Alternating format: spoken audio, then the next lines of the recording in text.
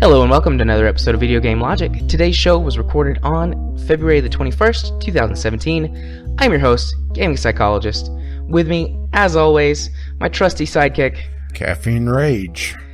And a very, very special guest this week, Taylor Ray from the 1P versus 2P podcast. Say hello, Taylor. Hey, glad to be on. Thanks for having me. Indeed. On today's show, we will be covering our wonderful guest. We'll be discussing the GameStop Circle of Life program. A Twitch streamer unfortunately dies during a 24-hour charity stream. Valve says modders absolutely need to be paid. We'll be discussing hype over substance, that is, games being sold by marketing rather than the merits of the game. We will, of course, be discussing the games we played, and if you notice, astute listener, that is out of order. We are accommodating the lovely Taylor's schedule. And then we'll have our weekly community corner. So, Taylor, you are our second guest. Aki counts. We kind of knew Akinesis Gaming before, but he counts. He's from another podcast. But you're our first ever official, what's the right word? Cold call onto the show. So welcome. I feel so proud. No, no, it's great. I've listened to a couple of episodes of yours so far, and I really do dig the whole in-depth talk you guys do when it comes to games you played recently. That's something that our show doesn't really cover that much. Our show is pretty much the biggest news, and then we touch on some history, some music here and there. But we don't really go too much in depth with games that we played recently. We only really put that in as filler, but I think we should start getting into that, considering that it's something that we all share in common. All of us, I'm sure your listeners are also the ones playing games too, so it's worth talking about, and reviewing the games. And oftentimes we just do that as reviews on our site, but I think we should bring it back to our podcast for sure. Yeah, that's definitely one thing you guys have over us is you have a site, and you've been doing this for longer. You've got about a year on us, I think. You started in 2015, right? Early 2015? That's right, yeah. Mm-hmm. Yeah, we started in early 2016, so maybe someday we'll have a site. I don't know, that's a lot of work. I'm kind of lazy. It was a lot of work acting getting like you'll end up doing it. That's true, you'd be the one who would do it. Well, it takes a little bit for it to get off the ground, and I think the most time-consuming part is promoting it, doing the whole social media stuff, sharing relevant articles on Facebook and Twitter and that kind of thing. But I have my co-host, who's also my brother, Ryan Ray. He's a writer by nature, and he comes up with all these ideas, writes these editorials. I go in and edit them. I do all the fluff in terms of adding the images and formatting. And we actually work pretty well in tandem. I come from a radio and broadcasting background, so I'm much more comfortable with the hosting side of things and the audio engineering, the editing, that kind of thing. So we work pretty well together. It also helps that we grew up together. Yeah. I'm glad it helps instead of hindering. I told you I'm a therapist, so I see a lot of people who have issues with their family members, so I'm glad you guys have a good relationship. That's kind of an interesting thing that you do as that's really interesting that you do that as a day job, because it's so fun to hear other people who podcast who don't do it for full time. There are very few that actually do this as their primary source of income, if at all. Even YouTubers, and I know Rage, you do that a little bit too. Nope. That's ultimately the dream, right? But so hard to do. But yeah, I find that interesting that you still keep up gaming as a side passion, as a hobby, right? Yeah, I mean, it's one of the things that gets me through, honestly. I mean, I've told some sad stories on here, and I've got a lot more that aren't appropriate to tell. So I come home and I hug my kid and I kiss my wife and I play some games. And we do this for fun. I mean, we earn enough money through Patreon to pay for our podcast hosting, but we don't really make any money doing this. We just do it for fun. So hey, Patreon's not nothing. We don't even have no, it. That's not nothing. Yeah, it is enough to pay the bills. Yeah. So you kind of answered the first question I was going to ask you to kind of warm you up to our audience and let them know who you were, which was to tell a little bit about yourself. You kind of did that. Why don't you talk just a minute or two about your podcast? I have to say, I want to keep calling it the One Player versus Two Player Podcast instead of the 1P versus 2P podcast. That's always so frustrating for me to hear that, but it's your show, so you can call it what you want. One of my biggest regrets is actually coming up with the name of our own show, because we quickly found out that it's very difficult to say and also implement across social media. Like, there are some sites that will accept the digit 1 first, and other sites that don't when it comes to things like URLs and naming our accounts and what have you. But I think for the most part, you get it, right? It is the original concept behind our show was to follow along the same formats of, if you've ever seen or heard the podcast of Pardon the Interruption on ESPN, which is two old curmudgeons arguing about the day's sports topics. Instead, we wanted to translate that into, right, that's the Cliffs Notes version, right? I'm not doing it justice, but we thought we were going to do something to that effect. And in our first couple of episodes, we purposely took opposing views, even if we didn't necessarily agree with them. And it sounded pretty contrived, in my opinion. But then we started getting into the groove of it, and we realized that people aren't necessarily... And for me and my brother, we grew up together, right? So we have a lot of the same values. We have similar tastes in games and what have you. And we quickly found out that we were discussing things that we typically agreed on, we didn't disagree on. Such a thing on which this I don't know podcast, if that makes it more or less interesting. There's on this podcast, a couple of our listeners have called it the Agree-a-thon, where we'll talk and kind of just agree over a particular topic, including our audience, but it still gives us discussion about what is going on with that particular topic, and we could still play a little bit of devil's advocate in the middle of all of it as well.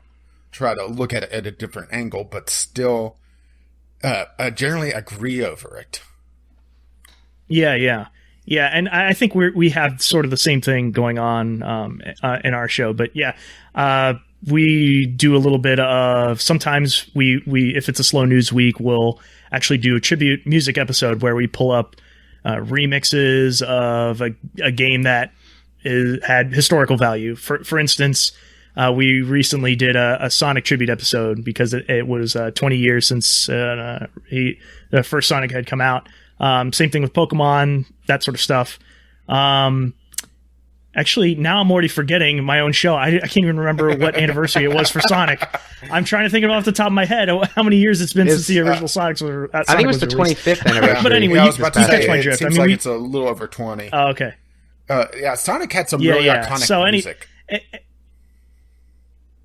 And so the idea, you're right, 25th. Yeah, exactly. So I think what I wanted to do with our show was create something that I knew I would listen to and find something unique, because there are a lot of gaming podcasts out there. I'm sure you guys listen to a few yourself. I mean, the major ones when it comes to my subscribe list are like Giant Bombcast, for example. And so I wanted to do something. Exactly. And so when it comes to podcasting, it's sort of a crowded space, right? It's very difficult to find that niche where you're coming up with new ideas or new perspectives, or new segments or new formats that hasn't already been done. So that was kind of the idea behind our show, the 1P versus 2P podcast. But we also wanted to say our piece through written pieces too. So it's on our site, 1pvs2p.com. Is that enough of a plug for you? Have I taken up too much of your time? No, that's good. That's good. I was getting ready to stop you and say, okay, you've only got so much time, so let's move on. So listening to your podcast, well, for us, we tend to focus almost exclusively on PC.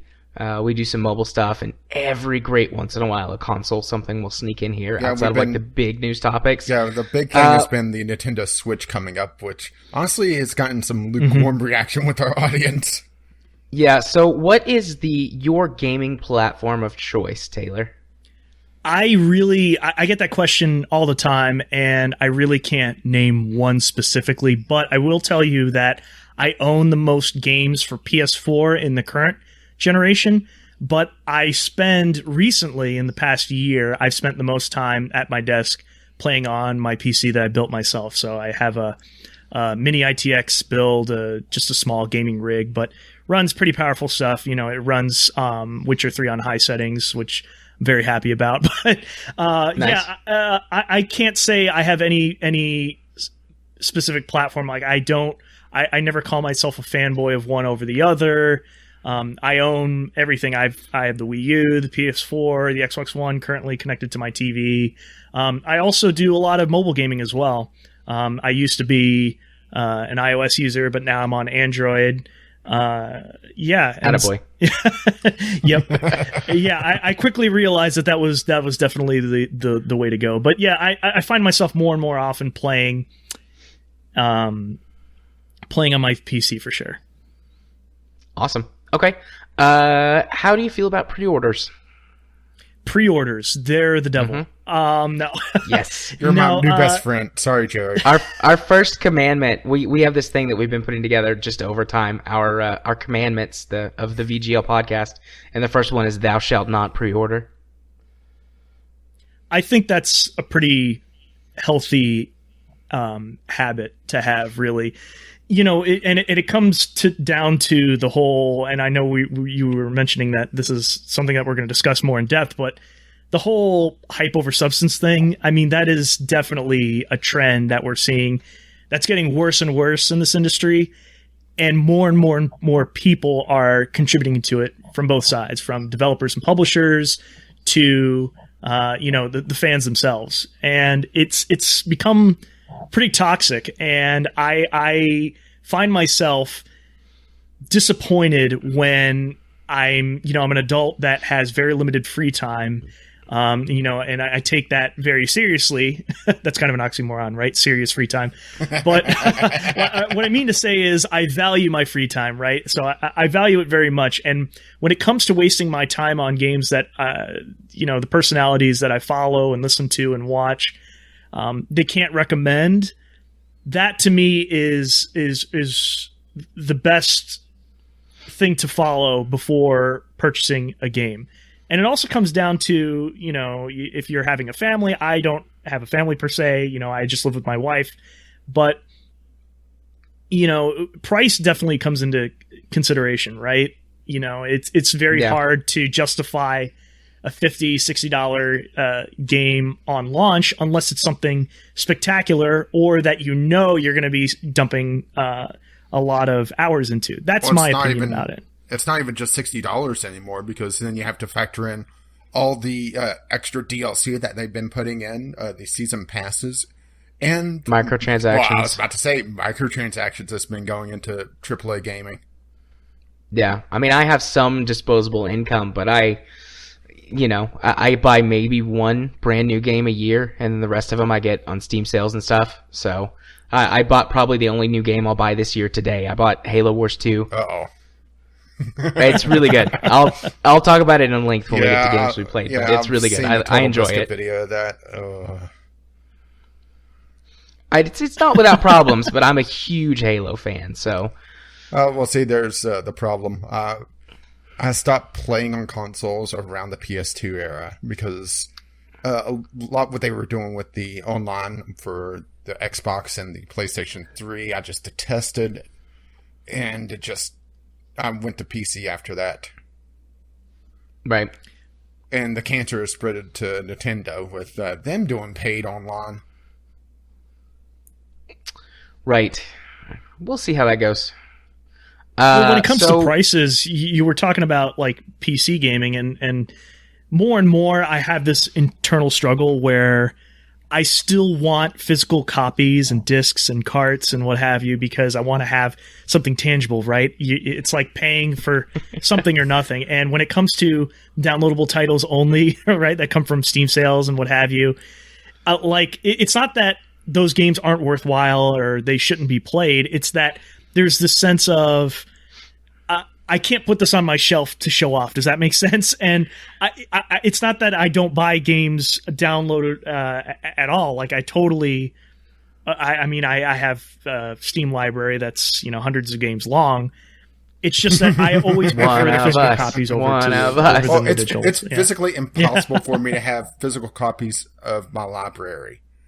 Even if I just did the CDs myself, I would have to dedicate an entire room to it. Yeah. You've got what? Are you up to 1,300 now? 1,300 games on Steam? 1,400? I passed 16. Oh, good Lord. Remember, I get review copies. Yeah. I've got... I get something like between 3 to 5 or 6 random indie games a week. And that's nice. And that's on average. I have big weeks where I'll get 10 to 15. Yeah, my Steam library is getting close to 500. But no, I get where you're coming from, Taylor, but I'm the exact opposite. I hate physical stuff. After I moved to college and then to a little apartment and then now to my little house, I just don't have room. So I'm like, nah. Well, I will say that I do miss the physical manual from especially older PC games where they have a lot of lore that you can sit down and read. But that's not a thing in general anymore. Now everything is in tutorials. Or if you do something like Destiny, everything is on their website and it's not even in the game. Oh. Yeah, and so more and more games just don't include those manuals anymore.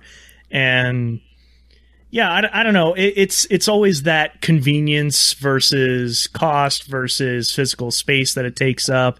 And there's always that debate. And then the other thing is I always have this strange fear that Steam or Valve is just going to go bankrupt someday and they're not going to have that dead man switch and we're never going to be able to access our games anymore. Yeah, that's the big fear. Yeah, exactly. I have that irrational fear that's never been codified. And it's not just Valve, right? It's every service. It's PSN, it's Xbox Live, it's wherever you buy downloadable titles. And that I have this irrational fear, like I need to buy the physical copies because that I can always play. I can always pop that in as long as my hardware works. Well, for example, I recently hit this with Desora. I'm not sure if you know them. They were essentially an indie version of Steam, and Steam doing Greenlight just kind of killed them because that was their entire market was a more open version of the Steam idea with a digital distribution platform. But they went bankrupt and I lost a few games on there. Granted, nothing that I really cared about. And most of it was through just random bundles, mostly through the Groupies site, actually, now that I think about it. And I think most of those actually have DRM free downloads there as well. So I didn't lose a lot, but it still shows that it is a possibility. Yeah. I mean, I don't think it's a completely irrational so stock fear. up on hard drives. Although, I mean, the more we go into the future, the less that we're sticking to physical content. Eventually, it will one day be all digital. There we go. I spit it out. I hate to even think of the amount of hard drives I would need to just back up everything.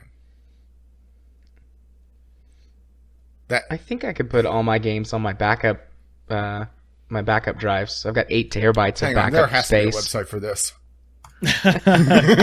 Gotta calculate all it.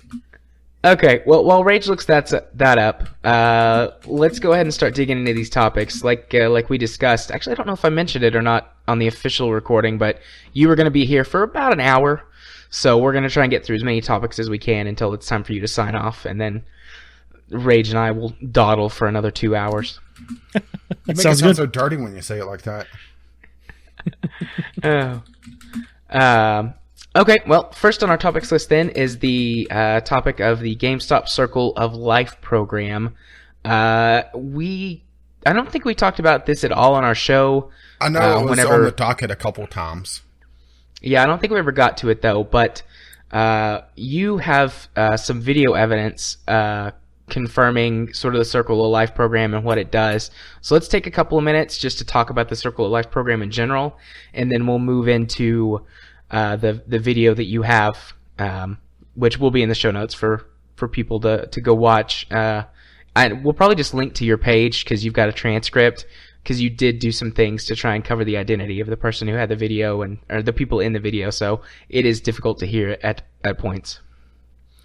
Yeah, it was a weird situation. There was a story that came out a couple weeks ago. I think it was broken by Kotaku, but it had sort of been discussed in a lot of places on NeoGAF and a bunch of forums, but it mostly confirmed a lot of the rumors that employees had to meet certain quotas, but in a very strange way. And if they hadn't met certain sales quotas, they were either threatened to get fired, or they were given a lot less hours. And the video that we actually obtained was actually this recording where this guy walked into a GameStop. I won't say where or who it was or who the manager was, but they talked to a store manager directly and got the store manager to more or less confirm what Jason Schreier of Kotaku had reported originally, which is to say,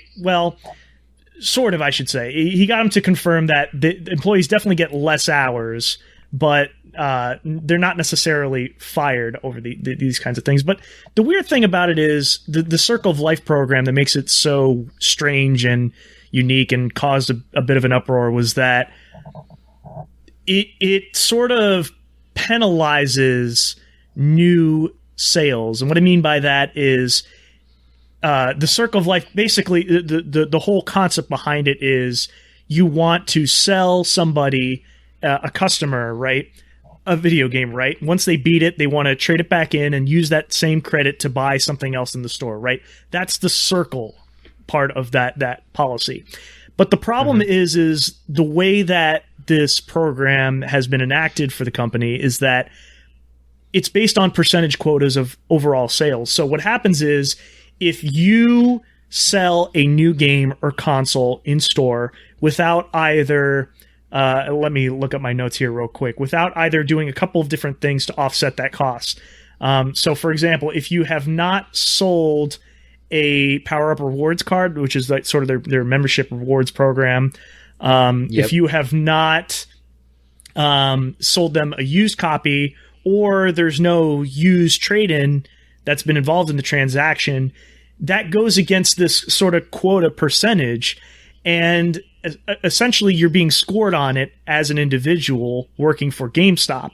And if you don't meet a certain percentage that is set per store, then they consider you to be a low performer with your job being on the line, essentially. Right. And the way I understand it is it doesn't matter if you sold, $2,000 worth of stuff during whatever your sales period was. If not if a certain percentage of it wasn't used or add-on items like their PowerUp Rewards program and stuff, then it didn't matter, because they get so much more profit from used games because they don't have to send any of it back to, or have paid for any of it from a publisher or a manufacturer if it's some of the other stuff that they sell, like toys or I haven't been into GameStop in forever. I don't know what all they sell. Same here. But I've actively avoided GameStop for a long time. And, well, that's actually part of the reason why I'm a PC gamer, to be honest, because it's it's not impossible, but it's a lot harder to be a console gamer and not deal with physical stores like GameStop. And that's really the only video game stores around here are GameStops. But was it GameStop also caught destroying a lot of used copies, creating artificial scarcity not too long ago, a year or two ago, I think? Yeah. Wasn't that with classic? It was with a lot of older stuff that was still perfectly usable. It was just they wanted to destroy it to try to drive up prices, I guess. I also think part of it was if it wasn't in excellent or very good condition, they weren't interested in selling it. And I think that's what that was the whole disgusting part of that whole story, was that these games were not necessarily in, like new condition, but they were still playable, but they were destroying them nonetheless. And it was both carts and discs, right? These are goods that are never going to be made again, theoretically. And and this was being done in their distribution center. They enacted this retro game program. They were accepting trade-ins recently within the past 5 years. They've built out this huge complex somewhere in Texas, where they're handling all that. They're refurbishing, they're cleaning discs, what have you, and they were caught destroying a lot of their product that was trade-in because they're only paying pennies when somebody is trading in something, some retro game, and if they can't turn a profit or it's not in excellent condition, they were just destroying them nonetheless. It wasn't worth it for them to put it back on the shelf. But it's so much the better that neither of you have been in a GameStop in a while. And personally, I am very turned off by it recently. They have aggressively, it's almost like you're being attacked as soon as you walk in the door. There's someone with a tablet in hand saying, "Hey, how are you doing?" They don't really want to know the answer to that question. They just want you to sign up for something. They want you to pre-order something. They want you to trade in something. It's very, very awkward. They really don't leave you alone. In our culture, when we shop as Americans, we just want to be left alone. We want to browse. We might ask for help if we need it, but for the most part, we don't want to be approached. We want to be left alone when we're most comfortable, right? And it's just, it's so awkward. It feels like a very scummy car sales deal. It feels like you're walking onto a lot and a salesman is walking up to you with their greasy palm. That's what it feels like every time I walk into a GameStop now. So honestly, I stopped going. It felt like that the last time I went to a GameStop. Well, this ought to give you a bit of a timetable. The last time I was in a GameStop was I needed to pick up a World of Warcraft time card because of issues I had at the time. And I decided to see what PC games they had. And their PC section was, let's see, the latest World of Warcraft expansion, the latest WoW killer at the time, and that was about it. This was before they even started selling Steam cards. And let's put it this way. The GameStop I was in, this will definitely tell you the time frame, had more space dedicated to used GameCubes, which this was pretty far into the Wii life cycle. That's been a while. Yeah. Yeah. Like I said, I've been actively avoiding GameStop. They had more space dedicated to GameCube, just used GameCube setting out, which, looking back at it, I see why, because that is a lot more profit for them than they had PC gaming completely. Well, the other awkward thing is that they're getting into merchandise much more than they are into games. And they bought out ThinkGeek. I want to say it was 2 or 3 years ago at this point.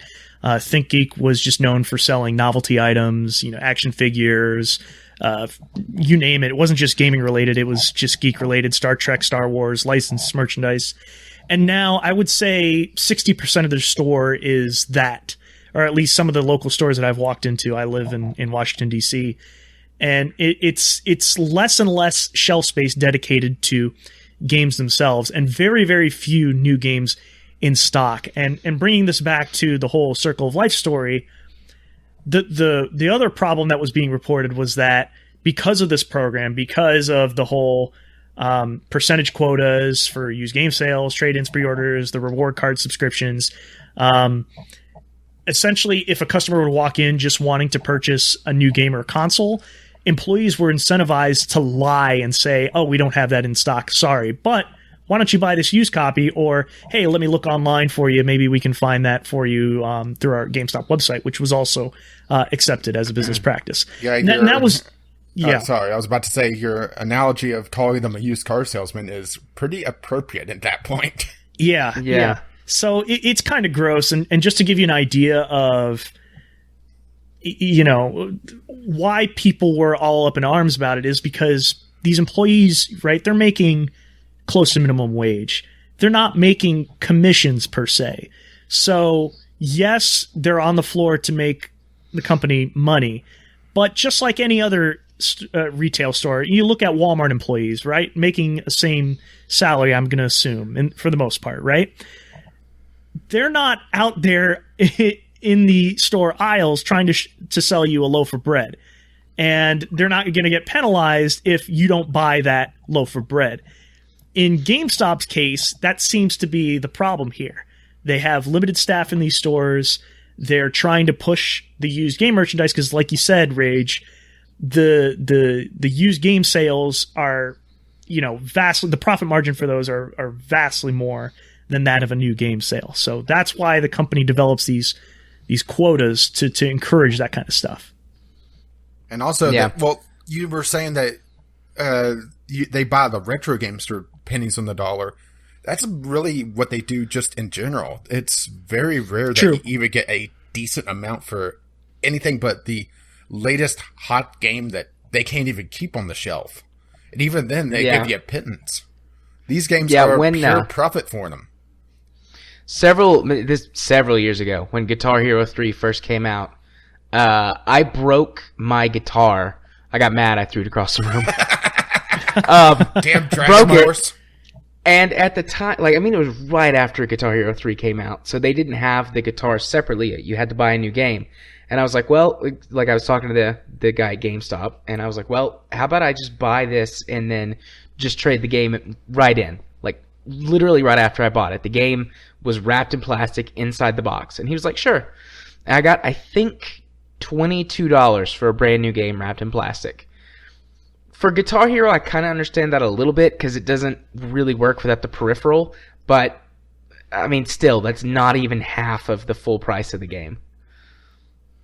It's terrible. It's kind of a bummer, How old was I then? High school? Sometime in early high school? I think. Yeah, I remember. I don't remember. Well, I tried to trade in a couple games, and they were wanting to give me... this was PlayStation 1 era, and I can't remember what it was exactly, but they were pretty recent and in brand new condition. Just, out of the plastic and played. They wanted to give me less than $5 for each for 2 or 3 games. I said no and kept them. Yeah, GameStop was... The last time I went to GameStop was probably 2 years ago. I was cleaning out the last of my physical collection, and I had gotten a couple of GameStop gift cards, and so I was going to go trade them for Steam cards, Steam Wallet cards. And I took in every game that I couldn't sell on eBay to GameStop. And I think I got maybe $5 for a stack of 15 or 20 games that I couldn't sell on eBay. And that's what they're banking on, especially when parents are walking in, uneducated parents who don't necessarily know the value of the games that they're trading in, along with their kids. Again, these kids, want to play newer games, and they're banking on that, right? And they're going to make huge profits off of the games that they're trading. And I understand that. It's a corporation, it's a business, and I understand why they're paying pennies on the dollar. That makes sense to me. The part that rubs me the wrong way is how aggressively these employees are trying to push used games and are quite obnoxious in talking to you.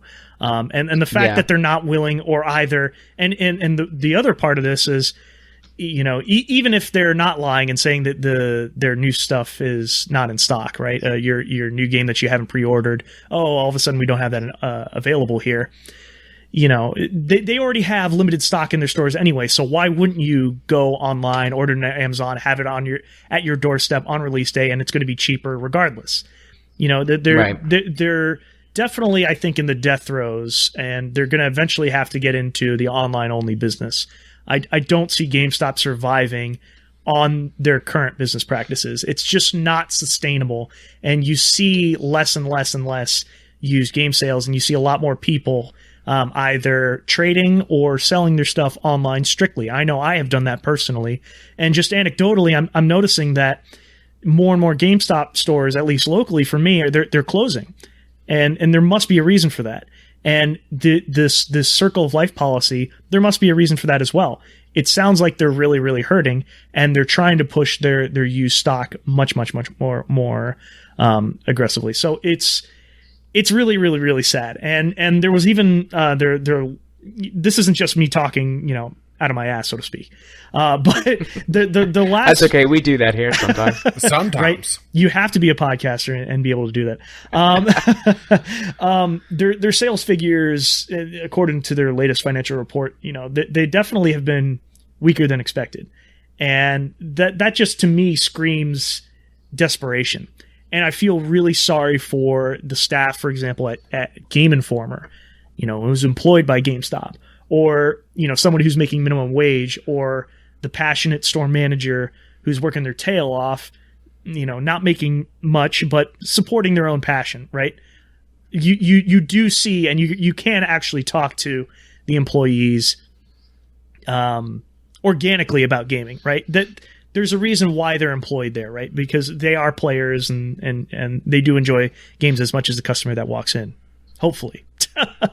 Yeah, the big problem GameStop is going to have in a couple console generations is I see the consoles going full digital, not the next generation, but probably the one after it. And they're going to be in a lot of trouble then. They're going to have to, well, you were talking about how they are moving towards a more merchandise-focused storefront, and that's really what they have to do to survive, to be honest. Because there's going to be, their gaming section will be just a list of just gift cards, which I'm pretty sure that's what their PC section is nowadays. It's just their assortment of Steam trading cards of different denominations. Pretty much, but they're also getting into digital publishing as well. I'm trying to think off the top of my head what the game that they published so far, but they're starting to support game makers and creators, but in a way that obviously benefits them because they're controlling the point of sale. They're making it something exclusive you can only buy through GameStop. Yeah, which is a bit ironic considering how much they've hurt game makers in the last several years. Right, exactly. The used game sales, they're not seeing $1 of that stuff, which has led to. Do you remember the whole Xbox One fiasco? Yeah, well, I was going to bring that up at one point. Is that the Xbox One talking about just cutting out used game possibility overall, and I completely understand why the console gamers were up in arms about it, because that is a way to offset the higher price that console usually has. Not always compared to PC, but usually has compared to a PC game, is that the price is higher and they're able to offset that. Yep. Exactly. Yep. Song of the Deep, by the way. I looked That's that up. what it was. The game that GameStop has published. So memorable. Yeah, I was about to say, I've never heard that. Neither have I. Apparently it's on PC, Xbox One, and PS4. Hang on, Googling. Well, if you ever do walk back into a GameStop, you will quickly hear about it as they hound you as soon as you take a step in that door. I kind of want to go into GameStop this week during a little bit of downtime, or maybe when I eat lunch or something. Just go in there and see. There's only one left in my town. There used to be 3, and there's only 1 now. Well, show them our blog post and show them the anonymous video we recorded, and that'll scare them. No, I'm kidding. I'm kidding, of course. Well, I'm looking at Song of the Deep on Steam, and it doesn't look bad. It just doesn't have really any marketing. Kind of ironic considering, a storefront.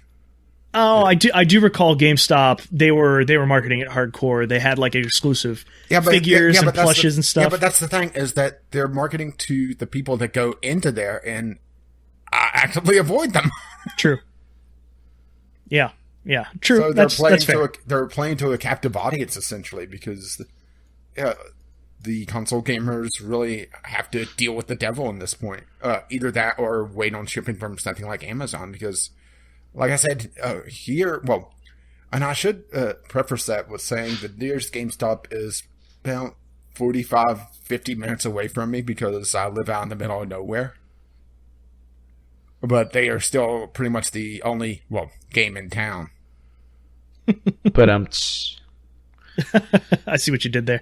One of my biggest regrets, seriously, is trading in.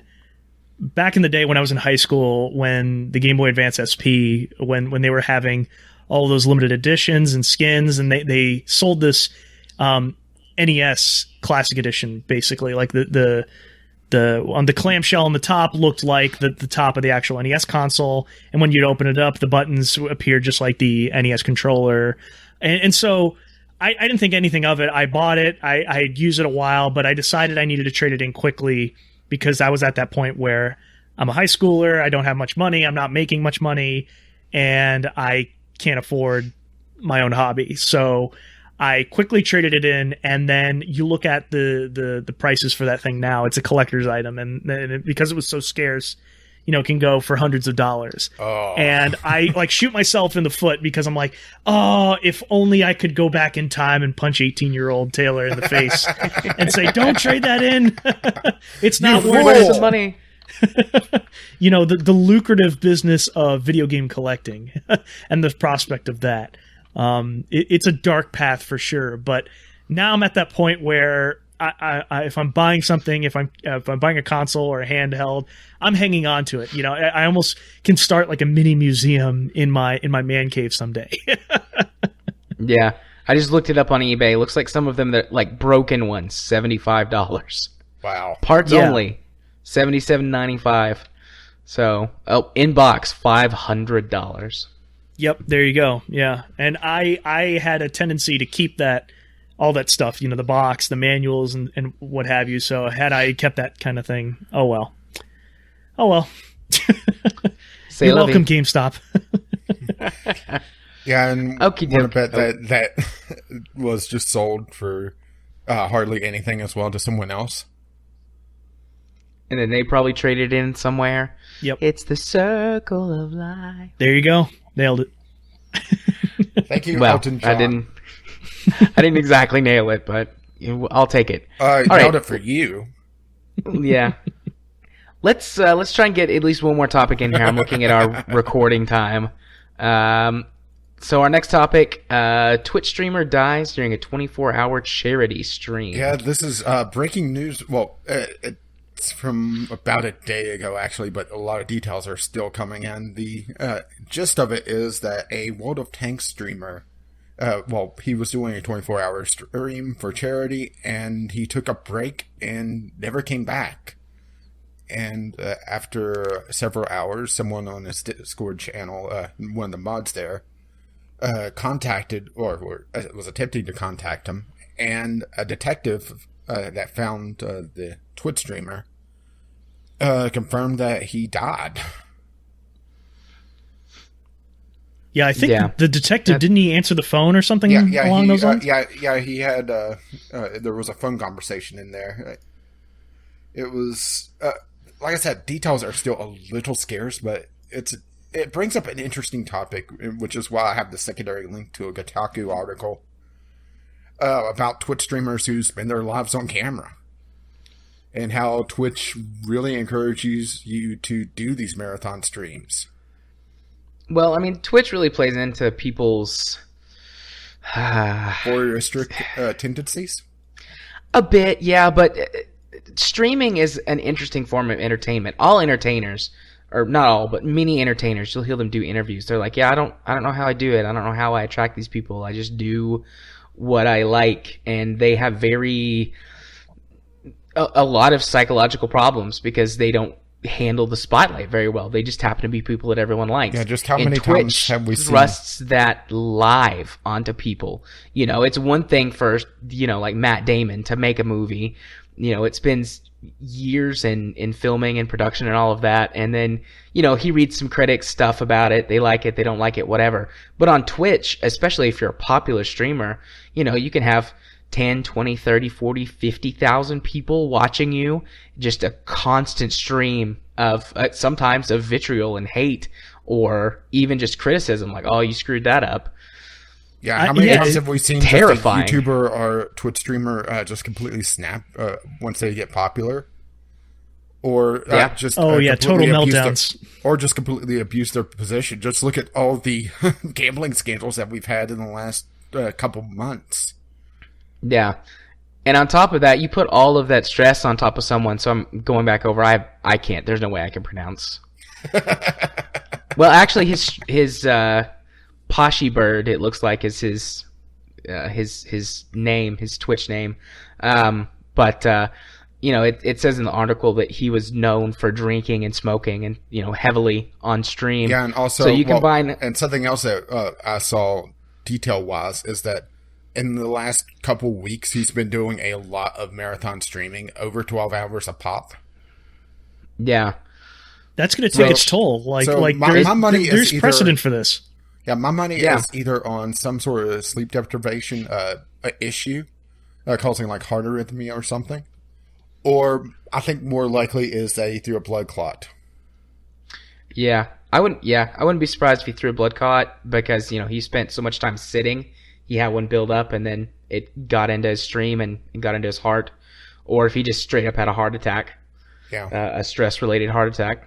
Yeah, which Twitch streaming, a lot of people think that it's just, turn on the camera and play a game, but there is a lot more to it. Granted, I'm not a streamer, but I am a YouTuber, so I do understand a little bit of what's going on.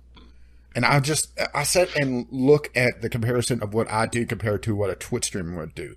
My biggest recording nights is this, and when I record RimWorld, which is at least 2 hours, usually about 2.5 to 3 hours of content for RimWorld. So roughly about the same, but RimWorld's me talking a lot more, so it's a lot rougher on my throat. That would be a night of streaming, and that for me is a week's worth of content for RimWorld, and that's me doubling up on episodes for it in my rotation. So if I did it like I do all my other content, that is 4 days out of the 7 taken care of in 2 hours, two and a half hours. When you and I used to do Monday Night Kerbal-Cast, which that feels like a lifetime ago at this yeah, point. Really. But whenever we used to do that, that was really difficult because we had to perform for that audience for 2 or 3 hours at a time. Yeah, dance, monkey, dance. It's the performance part that is the most difficult for people to understand. Like, I consider myself an outsider when it comes to Twitch streaming. I feel like the grandpa in the room that, the curmudgeon that's looking at him like, oh, these youngins and they're streaming. But do you want to borrow my cane? He does have a cane. I honestly have tried it myself, and I find it very difficult to entertain others when nobody else is in the room but me and my cat. And you, oftentimes you're speaking to 0 people, but the idea of live streaming yourself and that sense of instant gratification is sort of dangerous, but also addicting. And it's not as easy as I think people on the outside perceive it, especially for non-gamers. They see it as this sort of waste of time. And honestly, for the folks who look up to YouTubers and these Twitch streamers that make a living off of doing that, that's like, a moonshot for those folks. It's very difficult to break through and come up with an audience to sustain yourself.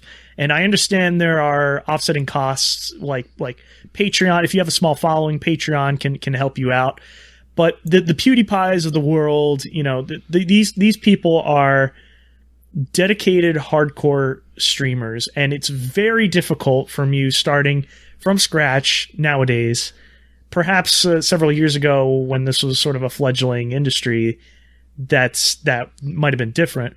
But now it's so hard to just break through and get that gratification unless you're doing something extreme, like a marathon, for example. Or one of my favorite examples of this is like there are a couple of streamers out there who play Overwatch with different modded controllers. Have you seen this kind of thing? Do you know what I'm talking about? No, I have not. I've seen the Winston controlled with a bunch of bananas. Exactly. That's what I was getting into. That dude. Yeah. Yes, I've seen that. Okay, yeah, that's what I was going to talk about. Is really the only way that you can break into it is some sort of niche. A big one is actually speedrunning games these days. A lot of speedrunners go live on Twitch, and you'll watch someone play like the first level or 2 of Super Mario Brothers, the first Super Mario Brothers, for hours and hours as they perfect their runs.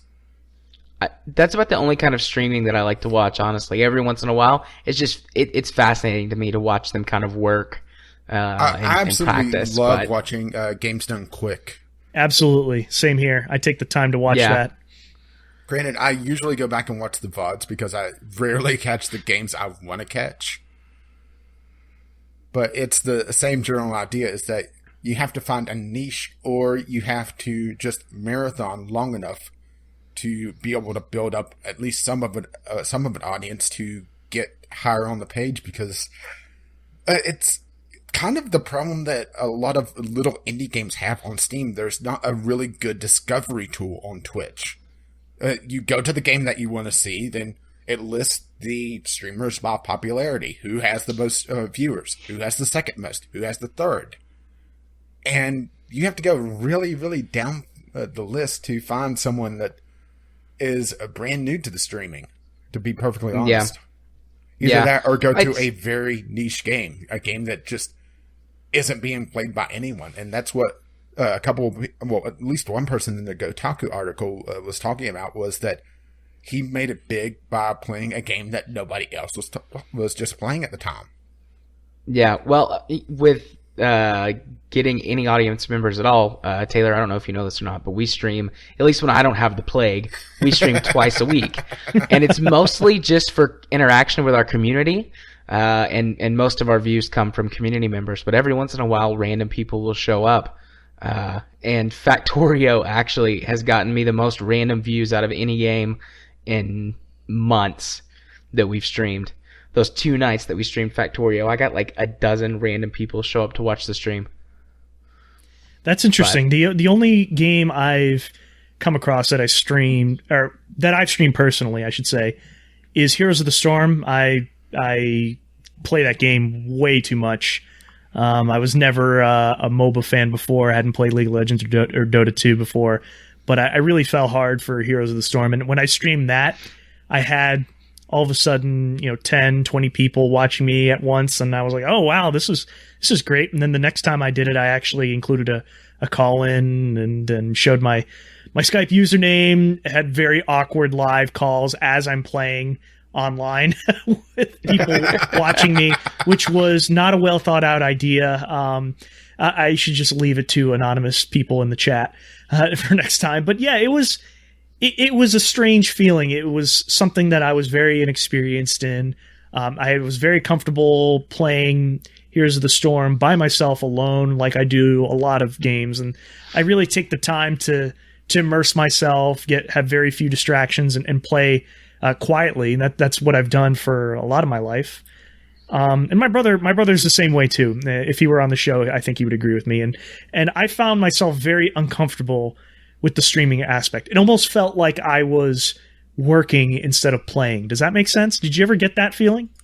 Yes, absolutely. Whenever random people do show up to the stream, it's always fascinating how quickly they demand interaction with you most of the time. Yes. I will glance over at my chat. I've got 2 monitors, but most of the time I just use one whenever I'm gaming, and I have a Twitch overlay that I put over my game when I'm playing. And I'll glance into the corner where the chat box is, and it's like, I don't know, been 2 or 3 minutes, and someone will have posted like 8 messages like, hey, talk to me. Hey, talk to me. Hey, I'm over here. And it's like, and they'll get mad. I'm busy. It's hey, listen. It's like, man, it's been 2 minutes since the last time I looked. I'm really sorry that I missed you, but just patience, please. I'm playing games with 4 other people, and, we're interacting with our own audience members on our Discord channel. I swear I will get to you when I notice, but yeah, it just feels like they're very demanding and just like a job. Like that's a really, really picky boss. Like, hey, what are you doing there? Hey, look at me. Talk to me. The weirdest thing for me is, I don't know. Have either of you ever been to MagFest over here? No. In the East Coast?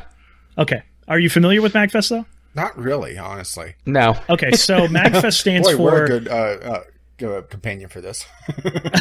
Right. Well, he'll get to teach us something. I'll talk about it briefly because I've gone over the past couple of years and I've been a panelist at this most recent one. Hosted a video game pub trivia panel.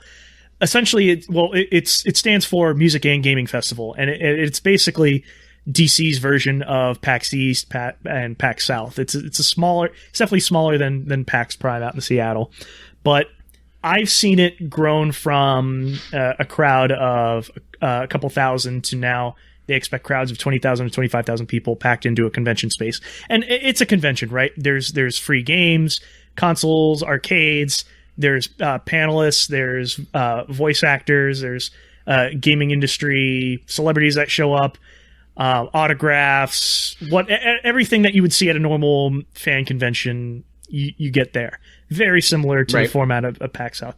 The thing that makes it different makes it different from the PAX or Penny Arcade Expos is that they have live performers, musicians, remixers that focus on gaming related stuff.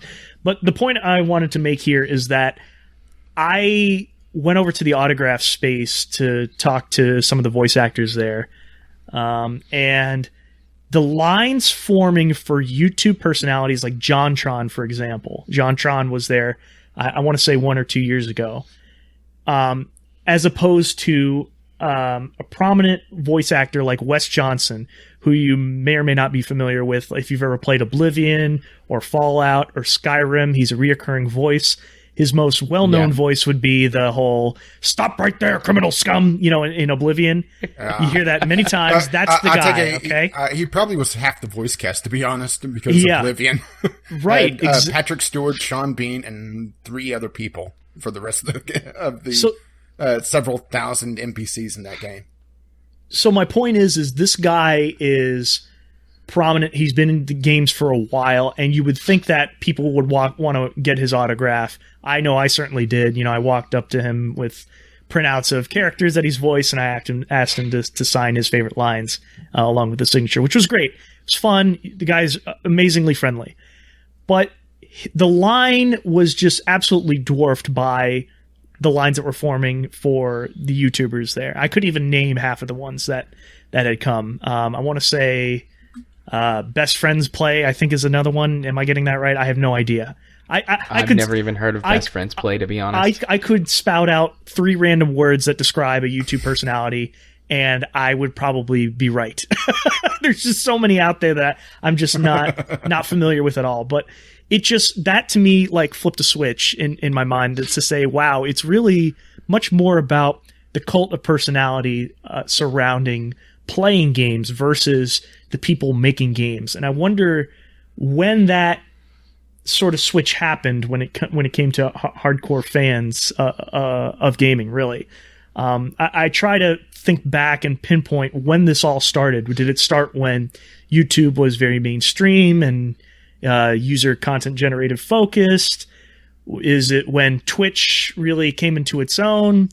It's weird for me. It's weird for me because I put developers and voice actors and industry veterans, these game creators, the people that make the games that we love and play.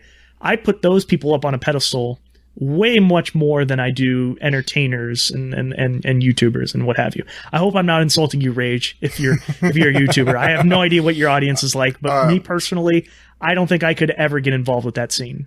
Audience? No. You've got a little bit of an audience. I don't mean a little bit of one. I don't mean to say audience, but it's just this weird thing. I'm joking. I do have a few people that pop up every so often. That's actually outside of the VGL community.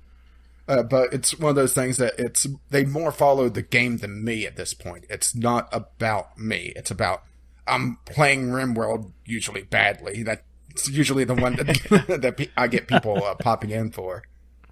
And they're talking about the game and not me. So it's not hit that point for me yet. But they come for the game and stay for your sultry tones. Oh, those poor people. Velvety smooth. Haven't heard that in a long time. But it's weird because, I went to PAX South. When was it? I'm terrible with time frames, so the people I went with, please forgive me. It was a year or 2 years ago. Anyway, it doesn't matter, I guess. The point is that first thing you do when you walk on the show floor is see this massive booth with Twitch promoting. They have streamers there that are signing autographs and streaming actually right there on the spot. And then you see like no lines for a bunch of indie developers that are showing off their games very proudly and some really cool stuff. That's out there on the show floor is just being dwarfed by people, sitting huddled around, crowded around a Twitch streamer at that booth. I'm like, you could do this at home. Why did you come to PAX to do this? Is what I wanted to say to all of them. Yeah, it's so surreal for me. I can't relate. It's very weird. Well, since we're kind of already on the topic, and let's make this even more of an editing mess, should we just go ahead and skip to the general topic, the hype of games over their merits? Well, I was going to ask, since we're coming up on the hour mark, if Taylor wanted to stick around for more topics, or if he wanted to start wrapping up. Yeah, I have no problem. We can cover this part. I have a lot to say about that specifically, okay. So I'll say my piece, and I'll leave you guys to Yeah, this topic originally got on the list because of our favorite bottle of glue, No Man's Sky. But this has been a problem that's been around for ages. As a matter of fact, the reason why really stopped pre-ordering games, and I can't say that I haven't pre-ordered games completely since then, because I've pre-ordered 2 that I can think of right off the bat in the last 5 years. And that's Portal 2 and Binding of Isaac, the Afterbirth. One of which was for my YouTube channel. And I think Portal 2 has been less than 5 years. It may be longer now, but yeah, that's the last 2. Anything else I have pre-released is usually a review copy. But this really stems back all the way to Spore. I'm not sure if you were aware of just the hype around Spore before it came out. Oh, I remember it. I remember it quite vividly. I mean, the fact that they had Robin Williams at one point playing with the character creator. Yes, Spore, and I think around that same time, I want to say, when Fable 2 was about to be released, that was also a big deal. Well, here's the thing, is that mentioning Peter Molyneux in this is kind of cheating. Because he's a one-man hype machine. Yeah, pretty much. Granted, Sean Murray's kind of taken his place now just because Peter Molyneux tries to avoid talking to the press, but he can't help himself. I'm going to blacklist the press. I'm not going to talk to him again. Year later. Look, an interview from Peter Molyneux. There was this weird thing I remember seeing on Twitter where someone was impersonating him. I think they hacked his Twitter account and saying, what did he say? He said Fable 3 was a mistake. What was it? No, it was No Man's Sky was a mistake. No. I'm talking about Peter Molyneux. This happened to him way before No Man's Sky was a thing. Okay. Yeah, this happened. That happened to him sometime early last year, maybe late 2015. I'm not sure if I heard about this or not. I remember that. I know the whole thing about No Man's Sky, of course. And that's its own beast for sure. Yeah, that was full of drama. I mean, that game will go down in history as one of the most overhyped games that had little to no substance. We actually had a whole podcast episode dedicated to someone who actually played the game at launch, who pre-ordered it, bought into the hype, and was giving us his early impressions of the game. And he kept repeating the phrase, "It's not for everyone." And that to me sort of signaled red flags, but I had to know.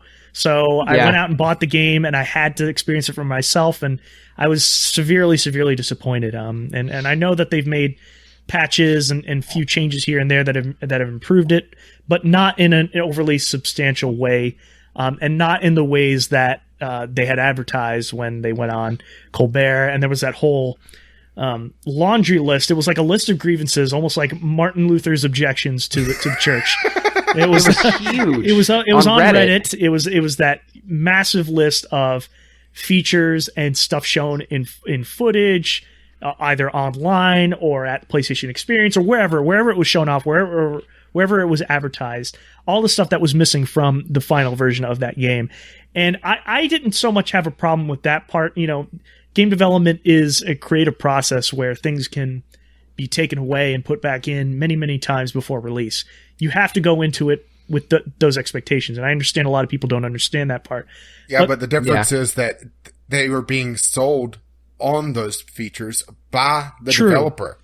It's not saying that it's not like an early access game. I'm actually going to draw a parallel here between this and Space DF9. Because both of them launched with a lot of missing features. And both of them got lambasted by it.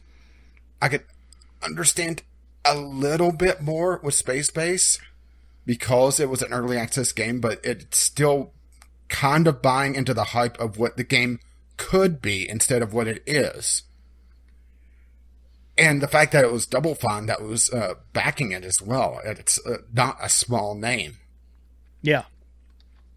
And it also had a laundry list of features that were missing on the roadmap that they actually edited off their website when they pushed it out the door. There's a lot of parallels there, actually, now that I really think about it, that we never really discussed. Yeah, we spent like 2 hours going over No Man's Sky the week it released because I bought it. I didn't pre-order it, but I bought it based on a couple of early reviews that... and I laughed I think at you. that publishers just pushed out the door. I mean, I enjoyed portions of the experience. But I mean, like I said, the more the game wears on, the more the flaws basically take over the magic. As you know, the first several hours you play the game, everything is new and shiny and wow and amazing, and then it's like, oh, I've seen that before. Yeah, it's basically a game perfectly made to make it so that you can't refund it on Steam, because the first few hours they still have that new shine to them. But once you get past, I've heard a lot of people say about the 10-hour plateau, getting off planet and going to a couple others, and you start noticing that, okay, this is essentially a palette swap, or okay, that creature has parts from 2 other creatures that I've seen on the last planet. Yeah. Then you No start Man's to realize Sky, all face and no trousers. Well, for me, it was the terrible control mechanics, and let me preface this by saying that I'm mostly grew up playing consoles, even though I'm a PC gamer now, right? I have always felt comfortable controlling first person with a controller. It's no problem. Dual sticks, I don't care. Doesn't matter. But I've never felt so helpless, and the lack of tutorials from No Man's Sky. It was overwhelmingly obscure and obtuse when you start off the game, and the jumping mechanics and the physics on planet versus when you're flying around are vastly different. And that's not even to say about the combat. The combat itself is horrendous. You start mining resources on a planet, and then all of a sudden you have random drones coming at you, and you're finding yourself quickly dying, and you have no idea how to fight back in a meaningful way. It was very, very tiring for me. From everything I've seen, it definitely looks like a game that has, I would say, 85% of its content missing. Yeah. It's very jarring, just what isn't there. Just the lack of combat, or lack of variety of combat. It seems like it's always drones, isn't it? There's nothing really else that you fight outside. Well, maybe a random creature that's aggressive. There's, unless they've added something in one of the more recent patches, there were 3 different types of drones, but I mean, they all functioned basically the same. And then occasionally wild animals would attack you. And that's it. Yeah, and I should clarify, by the way, I was playing the game on PS4, and it was, I really appreciated the art style and the direction that they were going in, but the execution was just not there. And it's hard to point the finger at people's expectations to say, oh well, this game was never going to live up to that game. I've heard some people were describing this game as the game to end all games. Like this is a game you can play forever and infinitely explore, because you're never going to run into the same planet twice or the same environment, whatever. And so it was never going to live up to expectations. Well, but if they want to have that, then they should just play Minecraft. Yeah. So people just sort of build these illusions in their heads, and there's no chance that most games will ever fulfill those. And even if it wasn't No Man's Sky, right, that was overly hyped, not only hyped by Hello Games, but also Sony. Sony had a big part in it, and they even walked back after all the negative press that it was receiving. They were walking back their support for the game. They were like, I don't know if you saw some of those statements by Shigeru Yoshida. I remember. Yeah, we talked about which is like, wow, you're shooting yourself in the foot over here. Now what indie developer is going to come work with you exclusively? It was which very I awkward. hesitate to call No Man's Sky an indie game, just because it was backed so heavily by Sony to begin with. Yeah. I'm obviously there was stuff financially that we weren't necessarily privy to, but I mean the point is it's very hard to justify pre-ordering something anymore. Like you look at reviewers, you look at first impressions, you look at videos. You should always use in general. Yeah, you should always use these to influence your purchasing decision. Always. And it just baffles me when I hear about people complaining. They're attacking developers on Twitter. They're going on their forums and saying, "I need my money back. I want a refund. Where's all the stuff that I was promised?" Like, I get all that, but why don't you take a note from the movie industry, right? You're not going to go see a movie if everyone is reviewing it critically as terrible, right? You're not going to waste your time and money. Why don't apply the same strategy when it comes to video games? And I just don't get that. Well, here's the problem is that we've talked about this before, but we are the enthusiast. We are not the average gamer. The average gamer is the one that goes into GameStop and picks up something off the shelf that when the salesman suggests.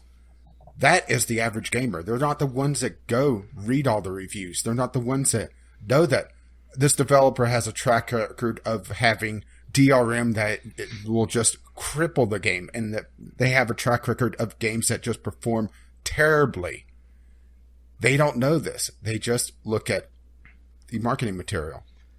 Well, and marketing material too, for example, using No Man's Sky again as the example, marketers have had hundreds, at least 100 years of modern marketing to figure out how to hook people in psychologically. A lot of people who praise No Man's Sky, I mean, I'm sure some people genuinely love it, and I'm not going to knock them for that. Well, it is a very nice screenshot generator. A lot of people, though, will rationalize things away, confirmation bias and, this fear of being left out or missing a part of the conversation.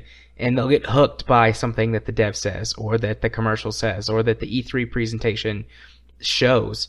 And instead of making the hard choice, admitting to themselves, you know what, I made a bad decision, this wasn't for me, I'll just suck it up for next time and do a little bit better, they rationalize away.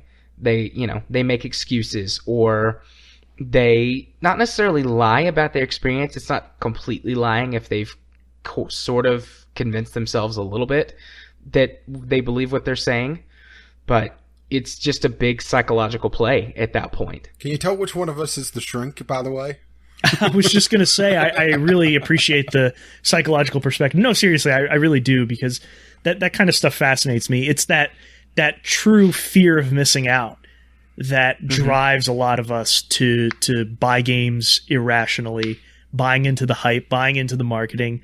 And a lot of it is just noise. It's everywhere. It's not only an ad on a video that you're going to watch. It's on TV. It's on the Super Bowl commercial. It's this AAA marketing is just everywhere. And a lot of it's noise, but then you're right. I guess you hit a point there, Rage, is that the average consumer sees that stuff and buys into the name, and not necessarily they're not going to go out of their way to read a review, look at their Metacritic score, or look at a gameplay video with no commentary, for example, and so they can make their own conclusions. Like, it's just it takes a lot of time to pay attention to those kinds of things. I get that part, but if we as consumers keep pre-ordering games, we are encouraging the sort of toxic business practices that developers and publishers are trying to push out there.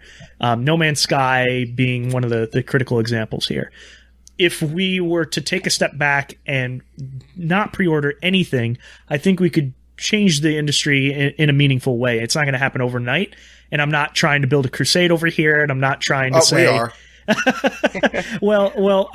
I guess you need to become an informed and educated consumer in order to get the most value out of your games. Yeah, it's going to be very difficult for the average gamer who just wants to pick up a game and play it. They don't want to have to spend hours to...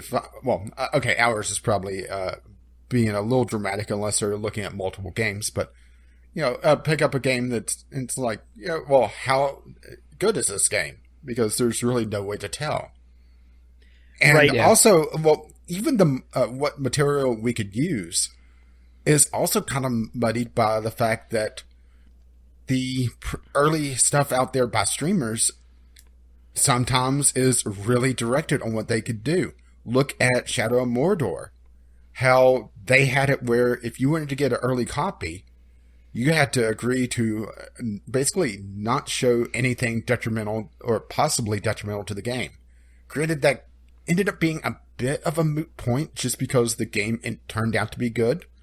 But the thing is still there, that they tied down the ability to show bugs. They had to I think you had to generally talk positive about the game. I don't think that they allowed a lot of criticism about it, if I recall correctly. Granted, it's been a while since that story broke, and I haven't really heard anyone talk about another game that's done that since then.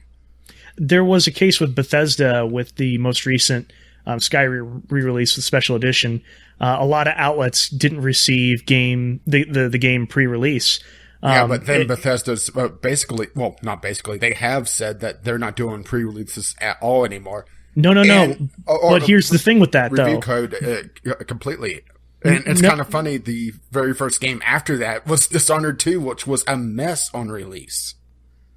At least on PC. But here's the thing with that. They say one thing and they do another, because what had happened was, specifically with Skyrim Special Edition, is that they put it out for a specific Twitch streamer. I forget who it was specifically, but that one person had exclusive pre-release coverage for it, and they knew that they had a contract with this streamer to put it in a positive light. This was an enthusiast, and he literally was the only person to play this game before its release date.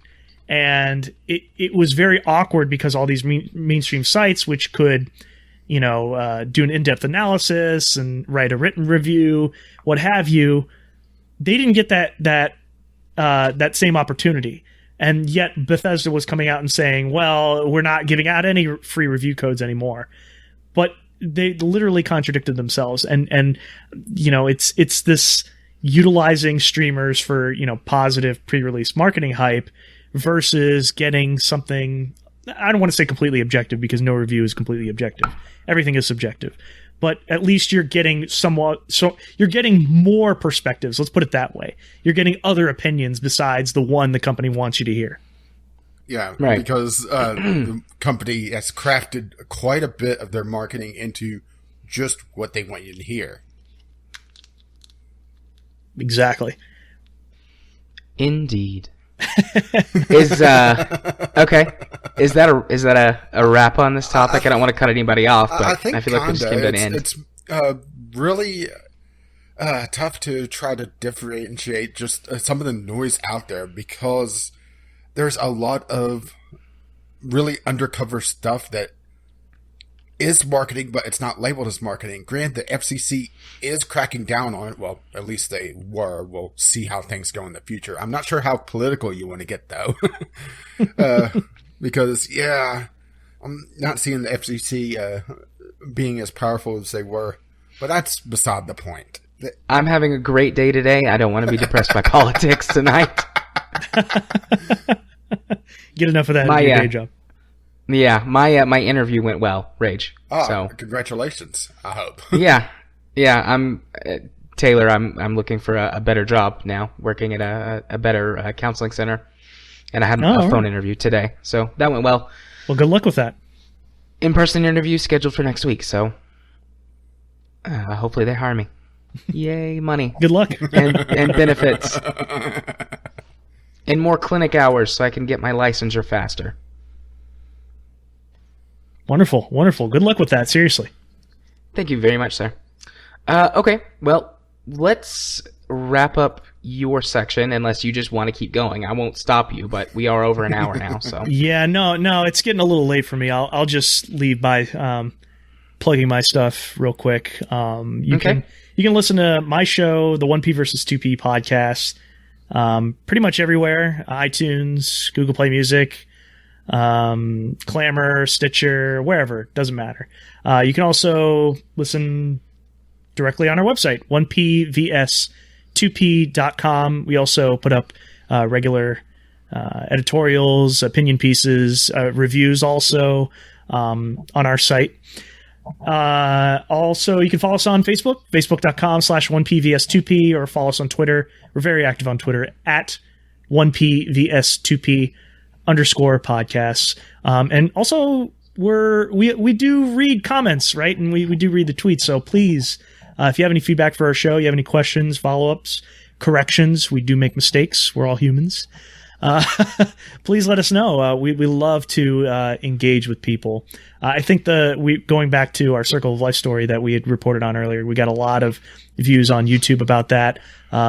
We had several pages on NeoGAF, a ton of comments on Reddit, specifically about our story, which was nice to see. Some discussion surrounding some of the stuff we put out there.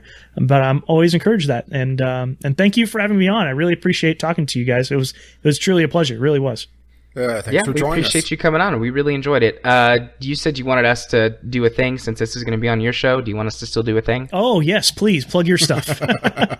Right. Rage, I'll let you do the official plugging for the show because that's what you do. We're Video Game Logic. You can find us on our Podbean site, VGLpodcast.podbean.com. And you could also email us if you have any questions for us, VGLpodcast@gmail.com. Our Twitter is also VGL Podcast. Yep. My personal Twitter is @JMA4707 if you want to follow me. I talk about all kinds of stuff and love to interact with members of the community. And then if you want to follow my YouTube channel, it's Gaming Psychologist. Wonderful. And I have a YouTube channel as well, Gaming with Caffeine Rage. I have 3 Let's Play series because I'm absolutely crazy. Why do you think I'm with a shrink all the time? I'm not sure I help. I also do steal that line. That's a series great. I call the Sunday Sampler, which tends to be just first impressions of a random indie game, and occasionally it's actually a good indie game. And the podcast is on both of our YouTube channels as well, and I also post on Twitter, Gaming with CR. And I had a bit of a rant this week because I saw someone talking about how they're delaying their game because PC gamers are thieves, essentially. Oh boy. Can't wait to talk about that in a little bit. You'll have a whole episode to talk about it. Well, thanks again, guys. I'll say goodnight to you, and good luck with the rest of the show. Thank you very much, sir. We might do this again sometime if you're up for it. For sure. We'll keep in touch. Maybe we get your brother on too. That'd be fun. Definitely. Yeah. Well, he'll hear it and then decide, make his own judgment call. Fair enough. I'll allow it. No. You have a wonderful night, sir. He's gone. And he's gone. Boy, he was got out here in a hurry. Yep. Oh well. I blame Never myself. see him again. No, wait. I blame you. I'm going to send him a quick Skype message, and then we need to take a break because I'm dying to go to the bathroom. I've drained my energy drink, my tea, and like a quart of water. Oh, was that him or was that you? That was him because I haven't done anything. He's saying, sorry I disconnected prematurely, damn touchpad. That's okay, we made a joke at your expense.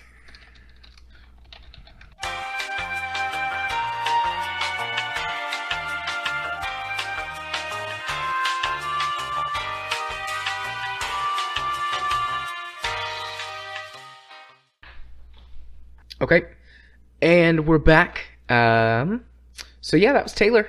He's pretty cool dude. If any listeners from the 1P versus 2P podcast came back over to check out the rest of the show, and this is the first time you've ever been here, welcome. Hello. The rest of the show is pretty much going to be like normal. Instead of having intelligent discussions, we're just going to bitch and moan about games for... how long have we been recording? An hour and a half-ish. Yeah, so for the next hour and a half, we're going to be all over the place, almost without guidance, just complaining about games and occasionally making lewd jokes. Occasionally. Okay, regularly. No, we're not that bad. We do have a reputation for digression, but it's not that bad most of the time. Sometimes it is, but usually not. But enough about that. I guess I didn't really say, do you want to do our other news topic? Yeah, let's and go then ahead. Go to games? Yeah, let's go ahead and get our other news topic and just make things even more of a mess for you to edit. So we're almost completely ass backwards. Which is usual for us. It's just it isn't the show that does it.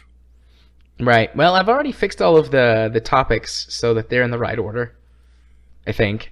Yeah, what's really going to be interesting is you getting all the timestamps correct. I take no responsibility for the timestamps actually being correct. I'm just passing them on. I'm the press secretary. I'm just passing along the lies. Oh. Man, I told you I was having a good day. Don't make me feel sad. All right, my favorite Valve... thing to do is poke you. And politics is the easy thing. Yeah. So, news topic. Valve modders absolutely need to be paid. Yeah, another one of our older topics on the docket, but this is one that I'm really of two minds for, because they poisoned the well when it came to paid mods on Steam with how they implemented them for Skyrim. It was just completely ridiculous. If you don't recall, they had, 9 different mods that they debuted with, if I recall correctly. It was a very small number.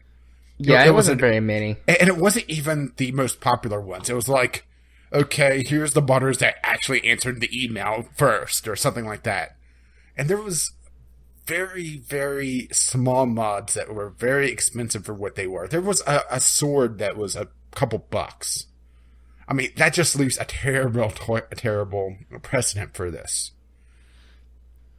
And I think that's where the major blowback was. If they did it for the major content mods, I think there would have been a lot of people not having problems with it.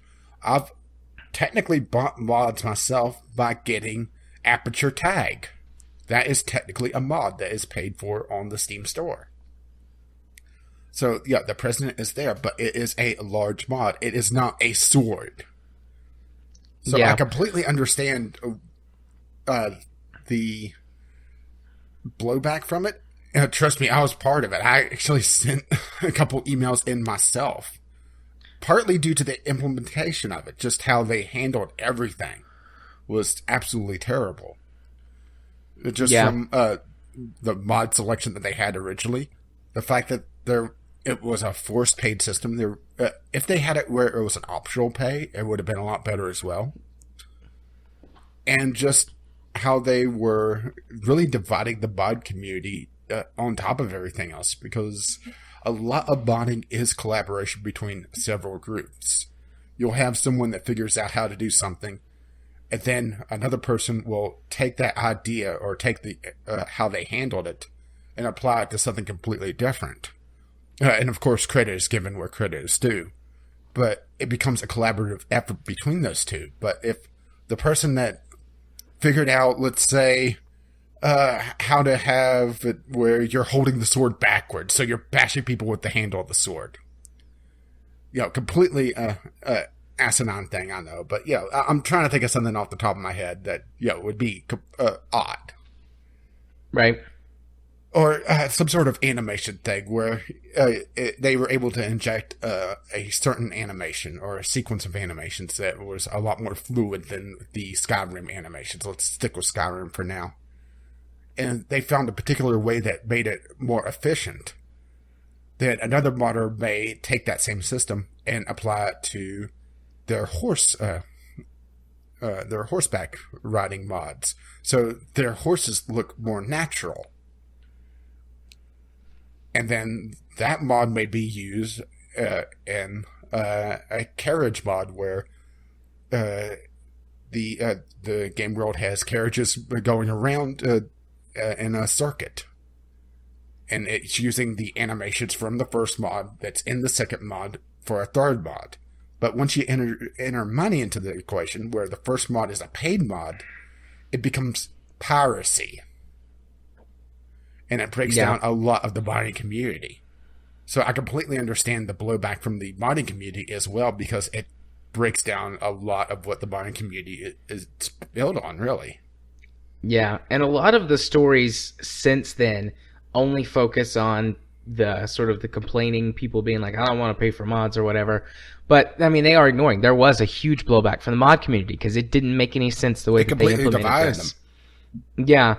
So, I mean, it's still a complex issue. And I do agree. I think that modders should have there should be a system, capacity or the ability to earn money for what they're doing. But I don't know if they figured out a system yet. Through Steam to tip modders. not have them sell swords for several dollars, because that's, well, they compared it to the monetization that they had in Team Fortress 2 and CSGO, and, well, Dota 2 as well, where they're all cosmetic. But the thing is, mods are generally not viewed as a cosmetic thing. Yes, there are cosmetic mods, but when I think of mods, I think of more content-oriented. And that's where things break down, is that the cosmetic sword being sold next to a quest mod that adds several hours or tens of hours of questing content, it's a little of a disparity, you know? Yeah. And I mean, I've given modders money before for mods that I really enjoyed. I gave some money to I can't think of the name because it's been so long since I played KSP. It was one of the really big overhaul mods. It wasn't Ferrum. It added tons of parts and B9? Yeah, B9 Aerospace. I donated some money to those guys because I loved that mod. Used it extensively until it didn't work anymore after a Kerbal update, and then I stopped playing before they updated it to the next version. Which also brings up another issue that these mods are not guaranteed to always work. Yeah. If you buy an expansion pack to a game, let's stick with Skyrim just because that's the precedent that they had. If you buy Dawnguard, you don't have to worry about a patch later that breaks that game or breaks that expansion. Right. But with a mod, they may release a patch that, suddenly this mod doesn't work. Suddenly the animations are no longer as fluid as they were. Suddenly the sword is dropping through the world. And you can't really go in and fix it unless you have that specific knowledge. So you have to wait for the developer to fix it, because would it be piracy for a paid mod to be changed in a patch release? Because generally you can't really patch these mods. They would be a fixed version of the mod. I mean, there are patches for mods, but they're generally for the more content-oriented mods, not for the swords or behind-the-scenes stuff, the tools. I don't know. That would be interesting, because that might be, is the modder turning over some of their creative rights to it? Because if it's going to be able to be patched by the huge can of worms. Yeah, if it's going to be able to be patched by the game developer, then does the mod creator lose some of their creative licensing over it if they have to turn over portions of it so they can be updated? That's interesting. Yeah, there's just so many questions that it's a minefield, really. I do like the idea of the tipping system. Yeah, I mean, one of the main reasons a donation that people system through the Steam Workshop would, granted, it wouldn't get nearly as much as if you're selling the mod outright, but it would be a lot more acceptable. Right. And that avoids a lot of the problems that they're having. Like, well, if I just tip this person for their work, that's different than, paying for it and then, how much goes to the publisher? How much goes to Steam? Yeah, what happens if the game gets updated and the mod gets broken and I've paid for it? Like, how do you, Yeah, which was something else that was just terrible about the old system was it Bethesda getting 50%? Then Bethesda was getting a ton. Yeah, I can't remember the exact percentages. I know Bethesda was getting the lion's share. Then Valve was taking a good chunk as well. Then the modders were getting something like 25% of the total buy. So it was just you were giving pennies on the dollar. Yeah, and Valve could even restrict the tipping system a little bit. Like, say, instead of it being blank, like you can tip 1 cent to, I don't know, $1,000. They could do just tiers. Like, do you want to tip $1, $5, $10, $25? And then they have a little bit of control in that, and it makes it a bit more of a standardized giving platform, which makes it less vulnerable to abuse. Because, I mean, people do abuse these tipping systems. Going back to the streaming conversation we had earlier, that's something that some streamers, big streamers, suffer from. They'll receive these huge donations that someone is doing as some kind of like prank or to get publicity for themselves, and then they'll do a chargeback on their card or their PayPal account, which actually or costs whatever. them money in the end because the chargeback costs money to go through.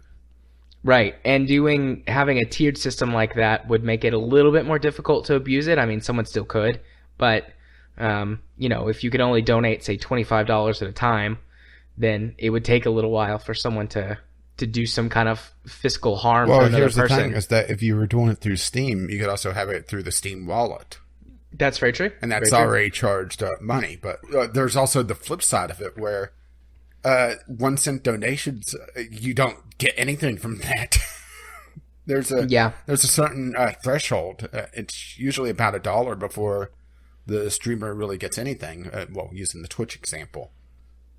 Yeah, Steam takes 2 cents or 10%, whichever one's more.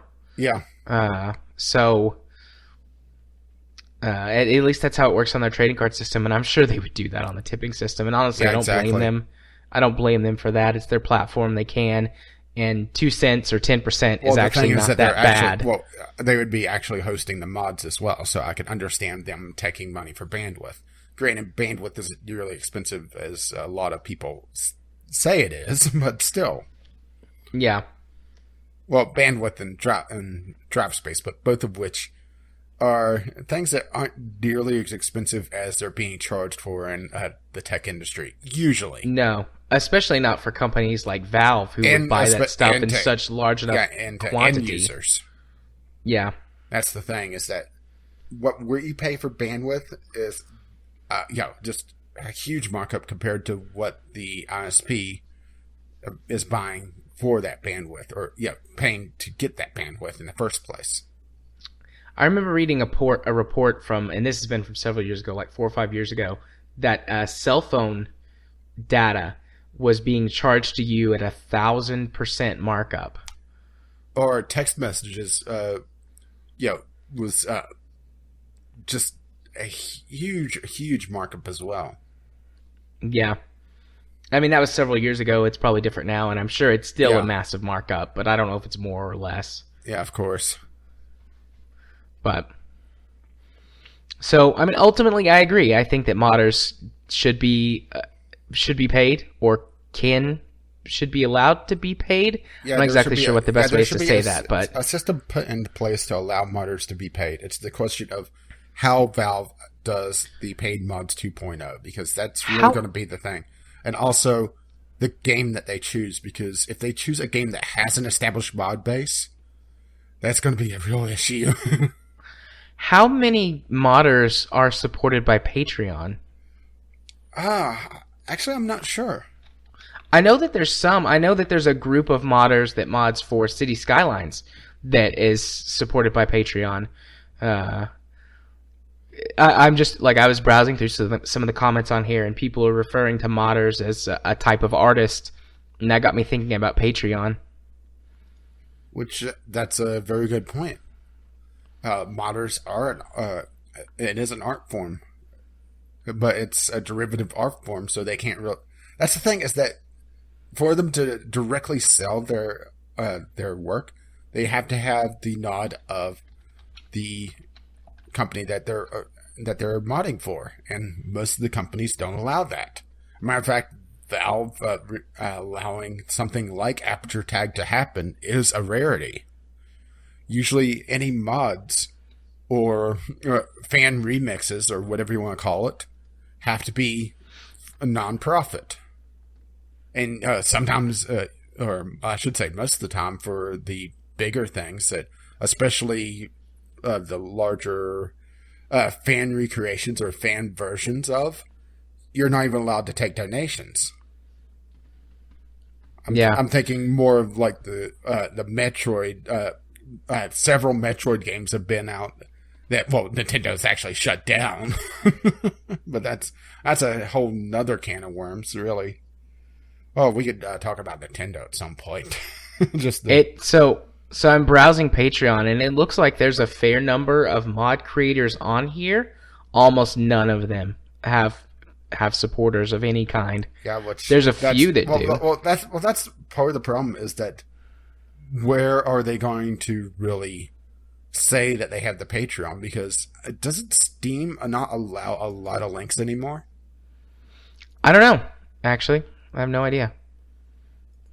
Yeah, I'm not sure on that. That's something that we'd have to fire the workshop to be able to really tell for sure. And going through a lot of links would to just find if there's a Patreon link on any of these.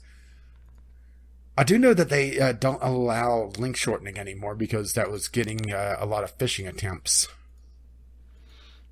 Okay, so here's the biggest one I've seen so far. Someone named Kuchez, or Kuchaz. Gesundheit. He's getting $286 per mod, and they're for Minecraft mods. Well, that's the big mods. Minecraft is just crazy. Yeah. There's a couple of smaller ones here. There's actually quite a few people making like $5 to $10 on Patreon for modding, and then a couple in like the $50 range. I could definitely see the allure of people selling their mods in a marketplace. I could definitely see that, but you have to make your mod worthwhile. It's not a hat. It's not cosmetic. That's the thing. It's the idea that mods are content and not cosmetic that I think a lot of people are going to have to get over if they are to buy the cosmetic mods. Yeah. Looks like some of these people are also actual game devs, making very small indie titles, and mods are part of their portfolio. Yeah. I mean, there's, Well, modding is also an entry to game development in general, so a lot of mods are part of someone's portfolio. Yeah. I mean, there's tons of pages. I mean, I'm on page 22 right now, and the list just keeps going. So there's a few more there than I thought there would be, honestly, and some of them are doing pretty decently, especially if they're just doing this as a hobby or whatever. Yeah. I mean, I'd love to make $278 from my hobby. Yeah, someday, maybe. Hopefully. But yeah, cool. I just got curious about that. I think this is, kind of the agree-a-thon. It's just there was such a blowback with how Valve handled it originally that people are skittish about Valve handling it again with good reason. Yeah. And if they had better support, and it really comes down to Steam support once again. If they just had more boots on the ground, they would have less problems. And I think also the industry culture of, well, I shouldn't say the industry culture, but the corporate culture of Valve. It's one person's like, yo, this is a great idea, and is able to have a small group in Valve implement it. Well, let's put it this way. When this entire thing happened, Gaiman had no idea of the blowback going on. Yeah, because it happened so quickly, right? Yeah, well, he seemed rather surprised about the entire system, to be honest, in the AMA I saw. If I'm recalling correctly. So it almost seemed like this happened without his knowledge, or it was like it was implemented differently than how he expected it to be. Well, I mean, Valve is famous for having that flat leadership, whatever. It's like people can basically work on whatever they want. Yeah, very hands-off from the top. Honestly, it's pretty much, it goes Gaben, then all the different teams, and that's it. There's no real middle management going on. Which sometimes works, sometimes it causes odd things to happen like this. Yeah. So, is there really anything else to talk about here? I don't think so. I'm ready to go talk about video games. Well, that would be a nice change of pace, wouldn't it? Yeah, so let's go talk about the games that we played this week. Yeah, only 2 hours in. Honestly, I kind of like it. Am I smelling a format change? I don't know. Maybe, maybe not. It is refreshing though to to go through all of the stuff, and it's like, okay, now let's just chill and talk about games. I don't know. That'd be maybe some audience. If we get some audience feedback this week, that would be interesting. Well, we'll have to chase the crickets out of the corner. Okay, so games we played. What'd you play this week, Rich? Well, I have a couple games I played. The first one was Robot Soccer Challenge. This was my Sunday sampler. Essentially, a combination of Rocket League and with a BattleBot style. It's an interesting concept, and this is an early access title, by the way, and it definitely feels early access.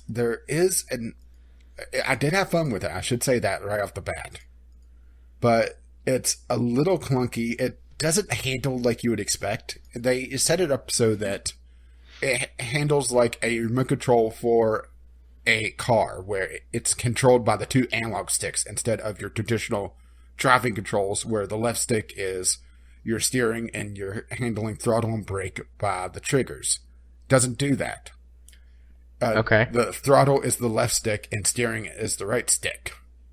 So that took a little while to get used to, honestly, because I had to get rid of some muscle memory there. And the idea behind this is that it's essentially BattleBots with Rocket League. And it's a concept I like. I just wish it was more fleshed out. And granted, I know I'm saying I wish it was more fleshed out for an early access title, but I don't think that they're going to do a lot with it. What I wanted was to have it where my dream game I came up with while I was playing this was having it where you could build your own bots in this. Ooh, that'd be fun. In this arena, and have it be custom bots, granted with some very, very strict limitations on them. So you can't build this absolutely huge thing and just park it in the goal and be done. For a goalie, but have it where and I'm blanking on the name now, and I really like the game. It was a Combat Arena, or where they had the third title that came out not too long ago for the series. Matter of fact, it's on our Patreon, or not our Patreon. It's on our curator. Yeah, I know what game you're talking about, but I can't think of the name of it. Yeah, it's a very generic title. That's the problem. It's one of those things that, it's like, oh, I really like that game, and then you forget about the title 5 minutes later because it's such a generic title. But have it where, take that engine where you're creating the bots from essentially scratch, and have it with Rocket League. But my big problems with this game was, one, the sound aspects were very placeholder-ish. I hope that they're placeholder-ish at least, because, well, let's put it this way. The soccer ball in this sounds like they're dropping a ping pong ball over the place. Now, if they were making it so that it looked like everything was miniature and it was like on a tabletop, then I could completely understand it. But yeah, this was not that case. And also, beyond the controls, I actually had the ball get stuck a few times. One thing, genius about how Rocket League builds their arenas is that there's no corners. Everything is very rounded in Rocket League. The entire arena is just curves, so there's no corner to get caught on. And this, the corners are cut off, but there's still that angle there. They have various, I guess you could call them hazards in the arena. You could have junk cars in the arena, or a stack of pallets, or a pillar. Those have little corners on them that the ball kept getting stuck on. And a matter of fact, I got the ball stuck under the cars one time. And usually, I should say, one time I couldn't get it out. There was like a few times that they would get stuck. The ball got stuck on the edge, and I was able to eventually pop it out with the bot. But there was one time that I got stuck under the cars with 2 minutes left in the game. And it was just, wait for the timer to go out.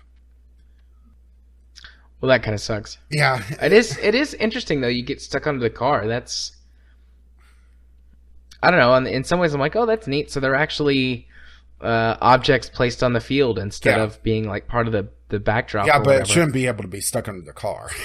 No, I totally agree with you. But well, we talked about having a Rocket League arena where there's ramps and stuff on the arena floor. Yeah. And this is a sort of the extension of that, where it's like a junkyard. It's an interesting concept. But, the real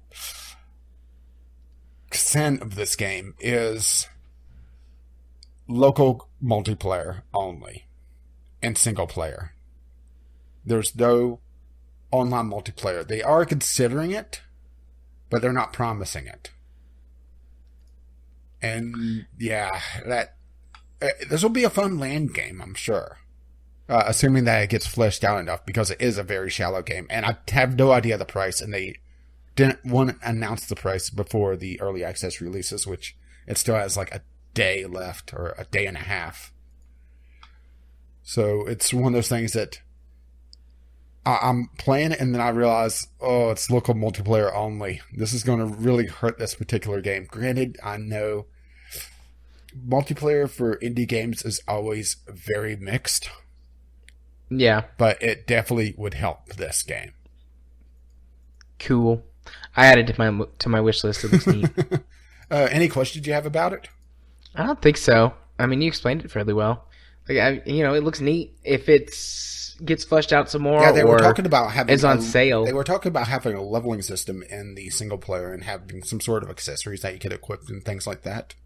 I'd love to see them have it where you could equip different bots, because right now all the bots are exactly the same. They're essentially a pair of tank treads with two prongs on the front, and there is a pneumatic ram that you could launch the ball with. And there's two versions of it. You could launch it forward or you can launch it up. And launching it up feels a little cheap because there's no vertical mechanic in this game for the bots themselves. So you pop the ball up over someone and there's nothing that they could do about it. Right.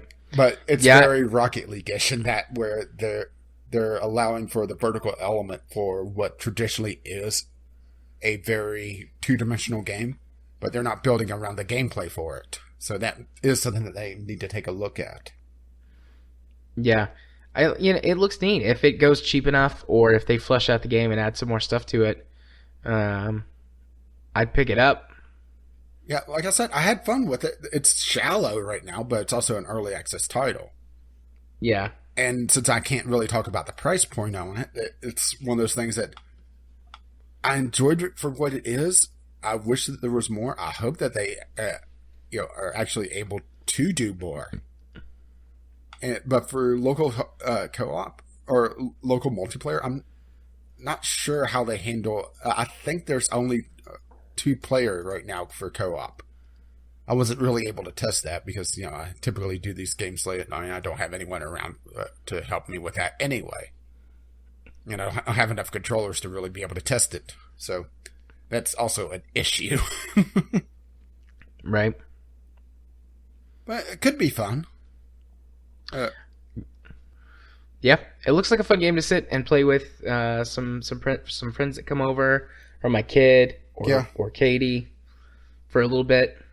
It's like, hey, you want to play games for 15 or 20 minutes? Sure. Let's play a quick game of robot soccer. Yeah, and I would say this would be a good gateway drug to get people into Rocket League.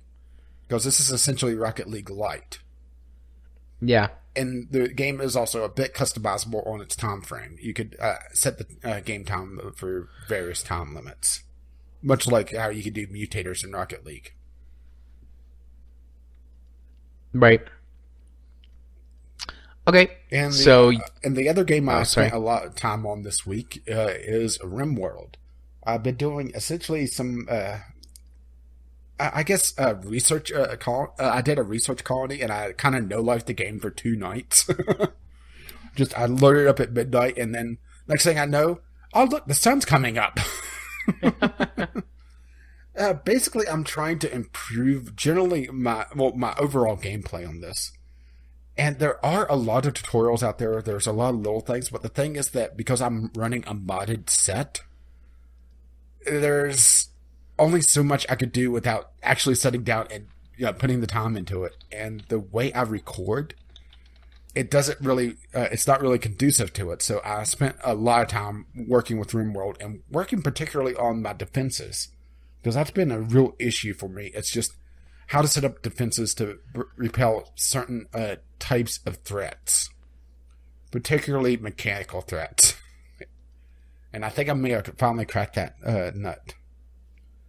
Nice. I'm not sure if I want to spoil too much about that, though, because it is an ongoing series. But I've also been working on various, what researchers does what. Because sometimes they're not quite as clear, and I'm also working on just my general order of research. What to work on first and what gives the most benefit. Because sometimes it's not quite as clear, and sometimes things aren't as useful as you would may think. I'm not researching for a new mod set just yet. The series is ongoing still. As a matter of fact, I have about a week and a half of it in the can still. So that's still ongoing. The current playthrough. Are you going to add Taylor now? If he wants to. I'm not going to add him against his will. Mostly because terrible things tend to happen to people there on my name list. I kind of had that epiphany, I found an old copy of the name list, with a bunch of names crossed off. It's like, if someone came in here, they would think I'm a serial killer. Some kind of like crazy stalker or rapist or something. They could go a lot of ways with that. Oh, well, you took it a very dark route then. I was just killing them. There was actually a mod, a rape mod that was taken down off of the RimWorld Nexus just this last week. Somebody actually added that. Interesting. Yeah, well, it was like, okay, this is an interesting mod. It adds that. That's interesting. And then I got to the point of to the part where they included prisoner rape. It's like, oh, this is not going to stay on the Nexus. Because I'm constantly looking for new things to add to the mod list. And yeah. I'm trying to make it so that outside of things like combat realism, I try to go as kind of vanilla as possible. Things that fit with the mod or fit with the game. And a lot of what's out there kind of breaks the feel of what I'm going for.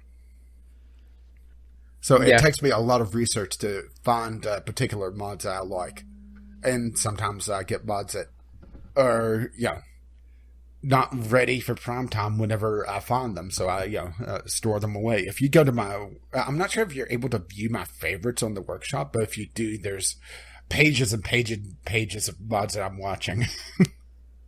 Nice. Yeah, I don't know actually if I can I do that? Yeah, RimWorld is a big ongoing project for me, and it's actually starting to pay off on the YouTube channel. I've gotten a few views on it, and it's gotten to the point where as the videos come out, I'm picking up views. It's not just the the passersby over the point.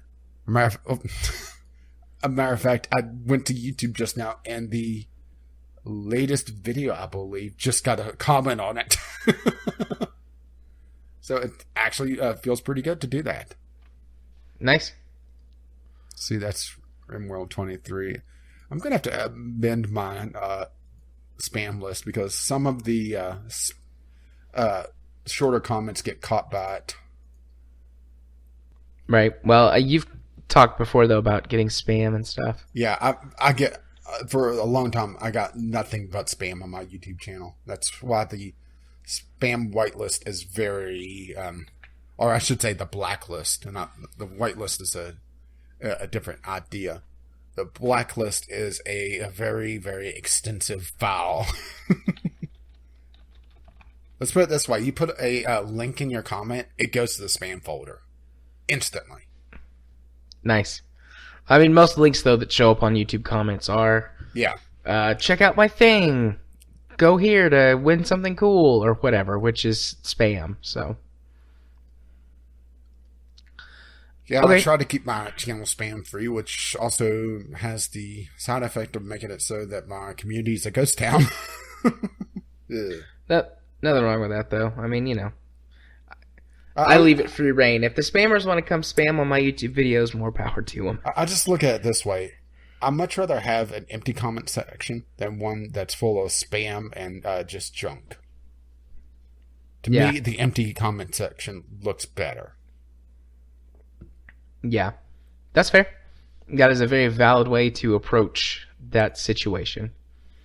I'm just like, the more the merrier. You can spam all over the place. Wink. Well, I guess you can't keep out your own kind. Oh. All right. Is it my turn? Yeah, I think so. All right. So the first game on my list that I can talk about is Halo Wars 2. This game actually released, well, I guess it's yesterday now since it's technically Wednesday. But that's technically correct, which is the best kind of correct. Right. So ultimately, I kind of had this dilemma a few weeks ago. Like, would I buy Halo Wars 2 or For Honor? And after reading a whole bunch of the reviews and stuff that came out after For Honor released. Yeah, I've been seeing a lot about the netcode on For Honor. Yeah, the netcode's a mess, and the single-player campaign, most people are rating it as not very great, so... Oh, you mean the 9 missions? Yeah. Actually, I think it's 6 per faction, not 3, but it's very short. Yeah, it's pretty short, pretty tacked on. Which I may still pick the game up at some point anyways on sale, but definitely not a new purchase. So that left Halo Wars 2. And because they had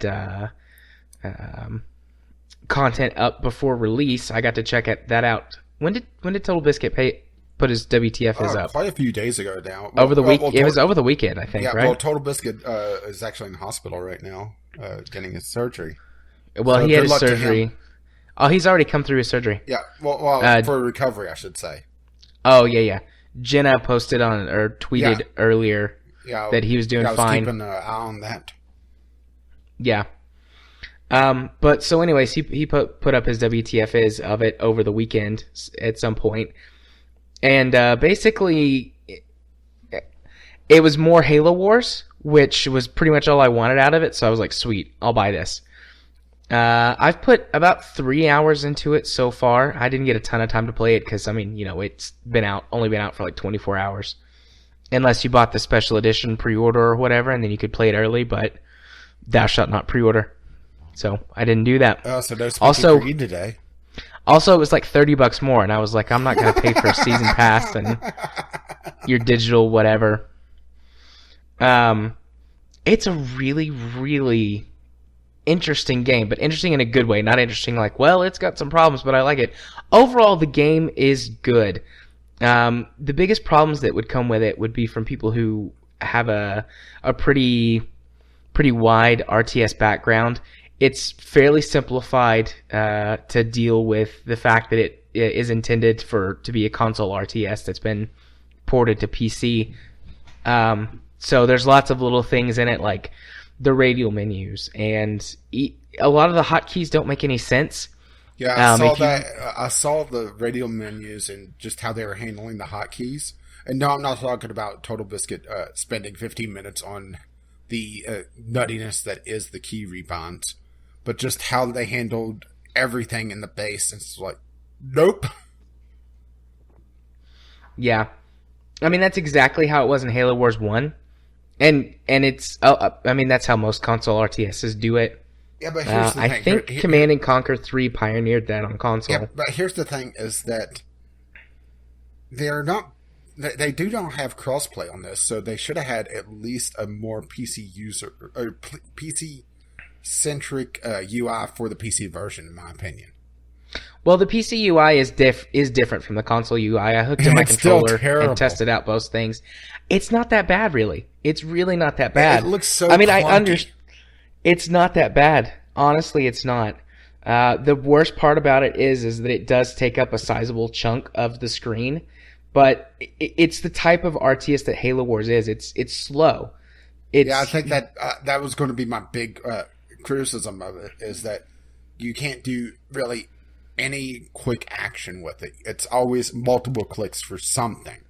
I love that. I love it being slow. I'm a turtle RTS player, so I don't do quick anything. I just build my defenses and very slowly march my way across the map to kill you with my automated defense turrets.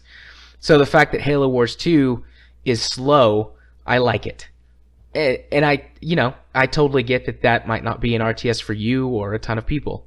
Just different strokes for different folks. It's going to be interesting to see the sales of this on PC. It's got a pretty vibrant community, at least on launch day. I didn't have any problems finding matches because I only played a couple of story missions because those are very long. I was impressed at how long the first 2 story missions and the cutscenes that go with them were. It was like an hour and a half for the 2 missions. And it like a good hour and a half, not like I was bored out of my mind. Not the Blizzard style of, okay, you need to hold the line for the next 30 minutes while the dropship comes in. No, it wasn't any of that, but I'll get to that in a minute. I'm still kind of talking generally about the game. So yeah, if you're the sort of person that stuff bothers, that's what's for you. Like I said, different strokes for different folks. It's very functionable. Only occasionally is it like, oh, this is frustrating because I know it was designed for a controller and they didn't do a good job optimizing it for keyboard and mouse, which that's mostly just for the hotkeys that don't make any sense. Now, I'm like, there's hotkeys to access the different stuff slots, right? Instead of the different buildings. Yeah, instead of having hotkeys to quickly jump to a specific building, it pulls up a specific slot on the base. And if you don't remember what you put in which slot and which slot is where, because sometimes the bases are oriented differently on the map, and so you get like confused in your mind. If you don't remember, then you're just pulling up the wrong buildings. So I don't really even bother with that. I tried it a little bit, but it was frustrating. So I would just use the hotkey, which just jumps your camera directly to your base, and then I'd interact with it with my mouse. Yeah, like I said, it feels so clunky compared to what I'm used to. I think that's the problem, is that I'm not a huge RTS player, but I do have expectations for the genre. And that's probably why I absolutely hated the last half of Brutal Legend. Yeah, I am a really big RTS player. I've played every Command & Conquer game that's ever existed in the RTS spectrum. I played the old Doom. I've played several of the Star Wars RTSs, Age of Empires 2, like on and on and on and on. And I'm not a fast player. I'm not a speed player. I'm very much a defensive, turtley type player. So I think that's why that this really doesn't bother me at all. Even if I wasn't a huge Halo fan, which definitely helps. But it just, it's fine with me because it's slow, and I'm slow, and I like that. So. You said it, not me. No, it's, yeah. I'm very slow. I'm slow. I'm getting old. But, so yeah, that's the general gist. There is one button that I think is insanely stupid. Would you like to guess what button is the pause button on keyboard? Control Shift tilde. No, but that might be more stupid. I don't know. The pause button is F10. Okay. Uh-huh. So I was trying to figure out how to quit a mission. I was like, oh, I'll just pause. Hit escape. Nothing happens. You hit escape, okay. And it jumps you to the base. Well, escape deselects all of your units, but then it doesn't do anything else when nothing is selected. It's like, okay, maybe it's P. Sometimes games still go with that, P for pause. So P, nothing happens. M for menu, nothing happens. Then you start Googling. Well, I was like, well, I can't go to the pause menu to see what the button is because I don't know what button pulls up the pause menu. So I literally just started at escape and worked my way across the keyboard, and I hit F10 and the pause menu came up, and I was like, well, that's dumb. But yeah, it in my opinion, it handles fine. The AI is actually very competent. And now if you're someone who doesn't like this, if you're someone who doesn't want your units to not do anything that you don't tell them to do, you'll hate this. But the AI on your units is actually I think, operates fairly intelligently. They'll run away from combat if they're outnumbered or if they're starting to die. I don't like. I like it. I like that. Because that's just less micromanagement that I have to do. Well, the thing is, it's not so much the lack of micromanagement. It's the more, okay, where the hell did my army go? They were right here. Because if I recall correctly from Total Biscuit's video, because this is pretty much all I have experience with for Halo Wars, is that video. There's no hold button. You could only garrison units in specific points on the map. Yeah, there's no hold position button. There's no hold fire. Absolutely fucking bananas. See, in RTSs, I'm not someone who ever uses that anyways. The only thing that I miss is a move fire command. Doesn't all the units automatically do that? They do, but whenever they're on the move, they don't attack enemies as intelligently as if enemies come up to them naturally. So with a move fire command, you can direct them to, in most RTSs, to kind of fire in one direction or another, or to focus fire on a target. But whenever they move, everyone just kind of shoots at whatever. So it's not as effective. I mean, I understand that, having it where your units can move around on their own is a bit more realistic, but at the same time, it comes down to really realism versus gameplay. What is more fun? Being able to predict that your units are going to fight to the last man, or have it where your warthogs turn tail and try to run whenever the fight's not going their way. Usually warthogs try and run over stuff when they're about to die. Well, that could just be me spamming the R key, which is the unit's special abilities, and for the warthogs, that's to run stuff over. I'm like, kill it, kill it, kill it. But so the units respond intelligently to things. For the most part, they do a good job taking care of stuff on their own. You can pretty much just say move across the map, and they'll get the job done. I think the difference here, in our opinions, is I have expectation of it being a PC RTS and not a console RTS. Yeah. So I'm looking at this. I'm looking at all the things built for console, and I'm thinking, wow. They really are fine. I guarantee if you got your hands on it, you might still be like, well, this kind of sucks, but I think you'd kind of fall into the camp Total Biscuit was in, because he was like, well, this kind of sucks, but it was designed for a console, and it's functionable. I mean, that was kind of his thing. He's like, well, it's not for me, but I think it is I know definitely what would functionable. happen if I played it. I'd get pissed off at handling the base and uninstall the game. So anyways, to focus on the more specific parts of the game, the story is incredible. Oh my gosh.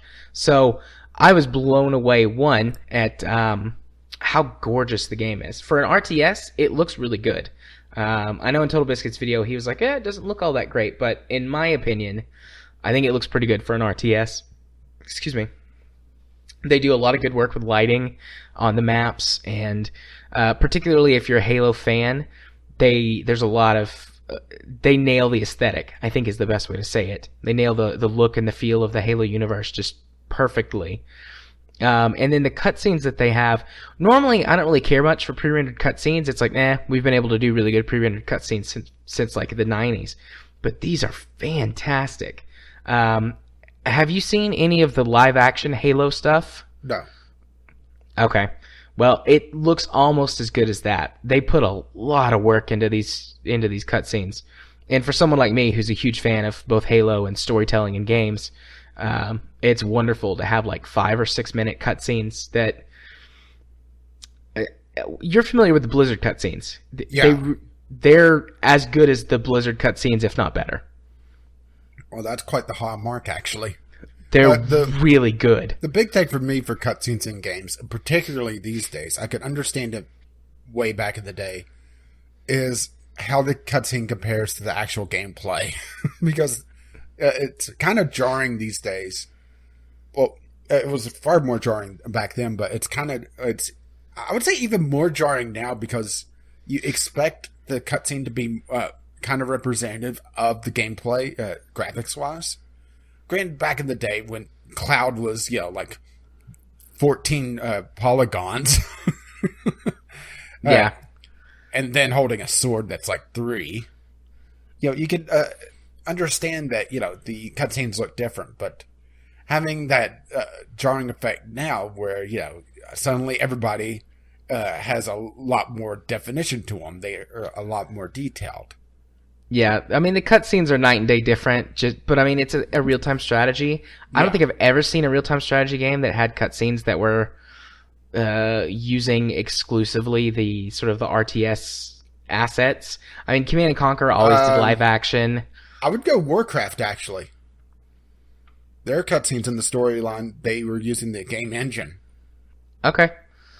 I don't remember. It's been years since I've played Warcraft. Well, at least in Warcraft 3, all the cutscenes were the units moving around. But, that's a different thing.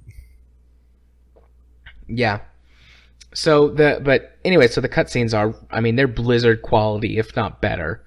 I haven't seen Blizzard's, any of their most recent stuff. Well, I guess the Overwatch stuff that they did, that's the most recent kind of...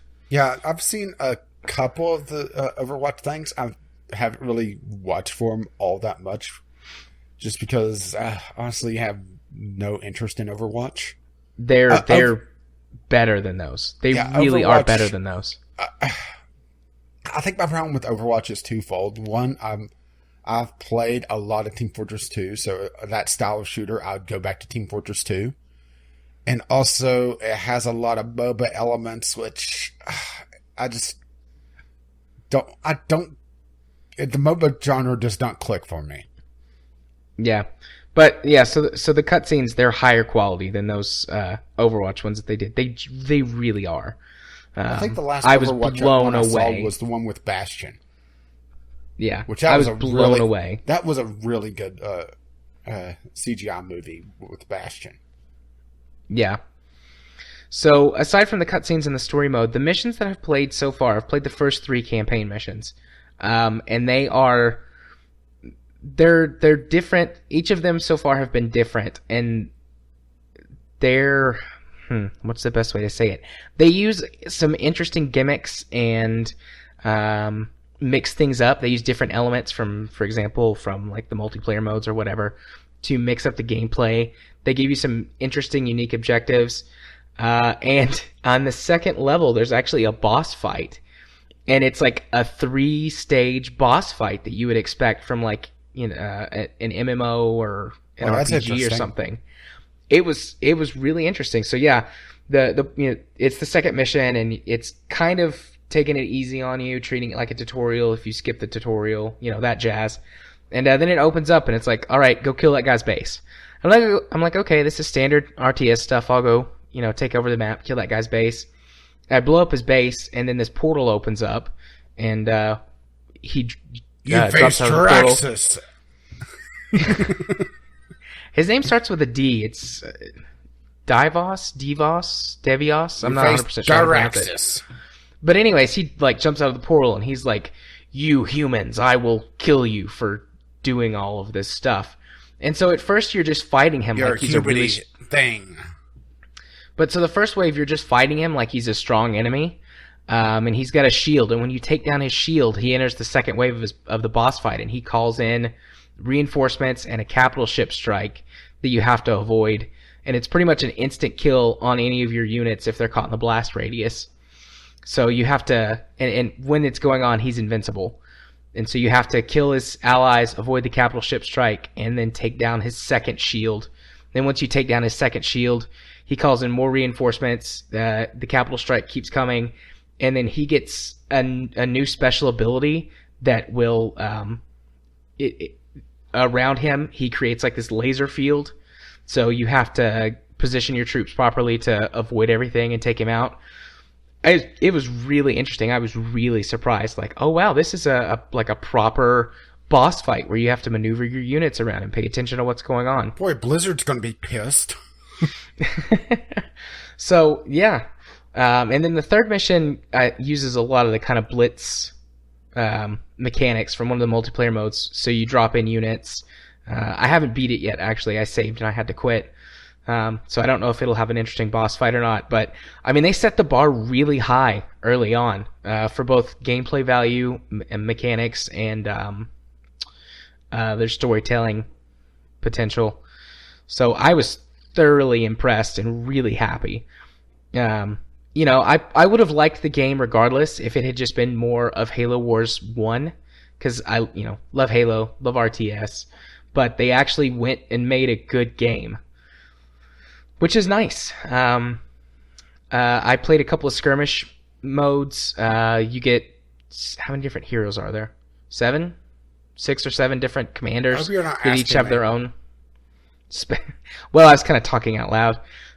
But they each have their own special abilities and special units, and in the Blitz mode, they also get special cards, and there's daily challenges that give you XP. I have no idea what the level is for, but you have a level.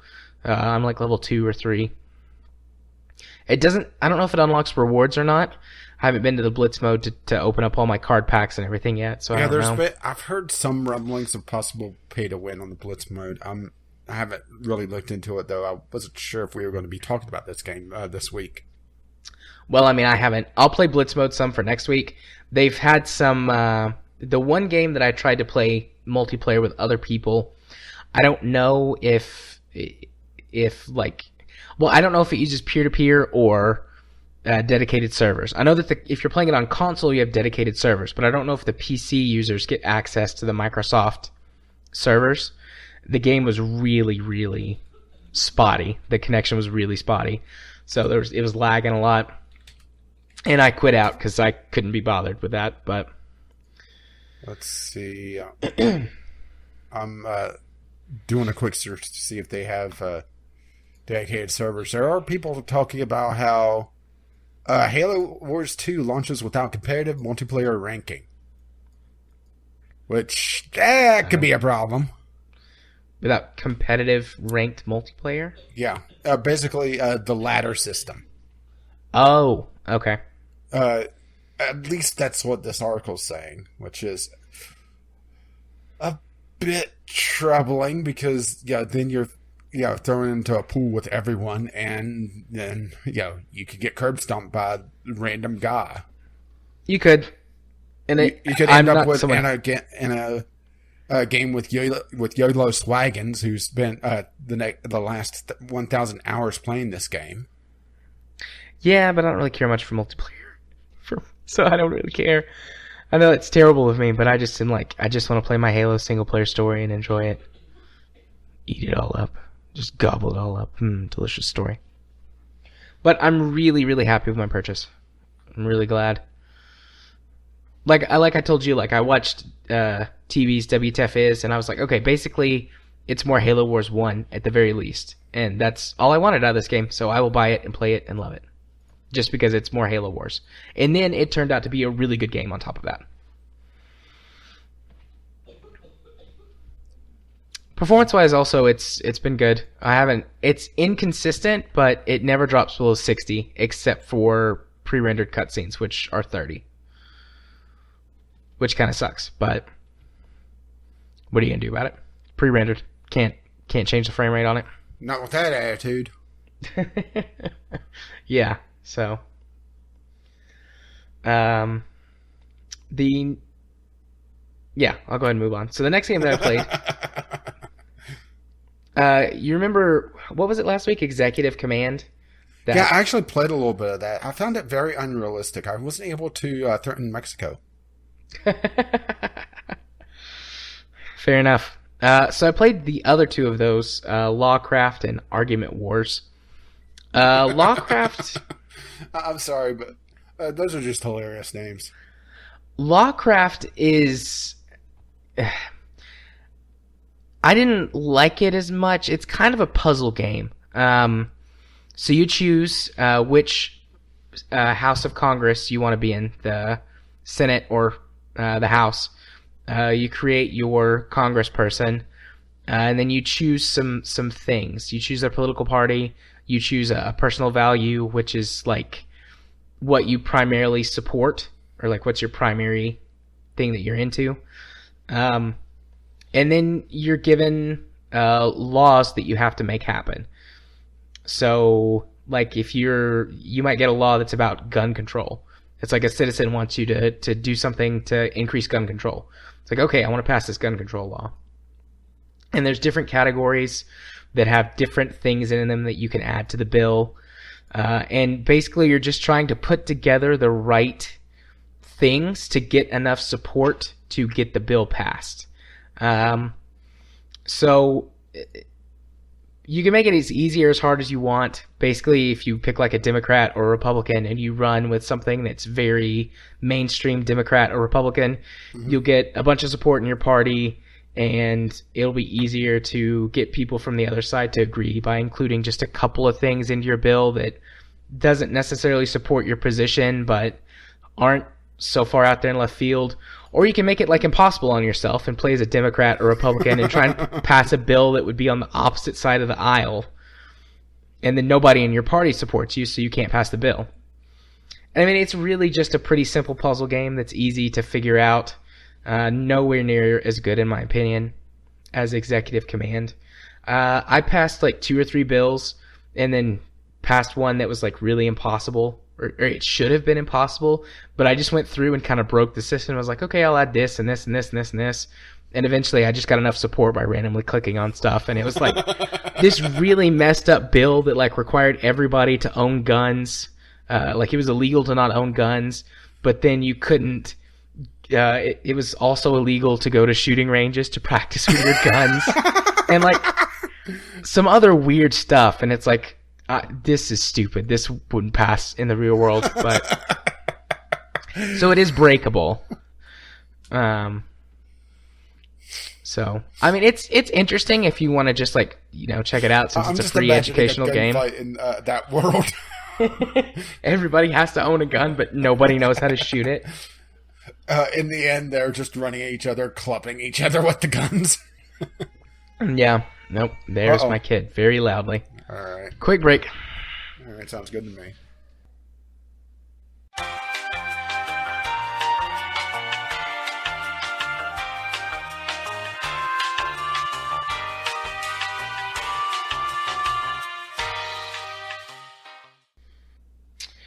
Right. Okay. Where were we? I was getting ready to talk about... for fuck's sake. What? Click on a link for the Windows Store, and the Windows Store app pops up. It's like, hey, you are looking for something on the Windows Store? Here, let me help. Let me get in the fucking way. Yeah, I hate the Windows Store.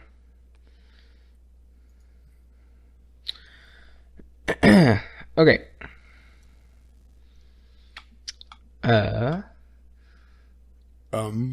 I was about to talk about Argument Wars. So, Argument Wars is the other one. Again, maybe it's by the same people. This one is covering the judicial branch of government. And it has several precedent-setting Supreme Court cases that have happened throughout the years. And you can choose to play as either the plaintiff or the defendant. And depending on which case it is and which side, that depends on which side of the issue that you're arguing. And you have to win your case by presenting the proper arguments and evidence before the Supreme Court. I have a feeling this is going to be very much of a puzzle game as well. No, it was very much like Ace Attorney, interestingly enough.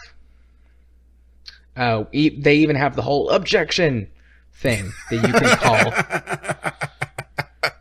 And if you do it at the wrong time, the judge yells at you and takes points away from your score.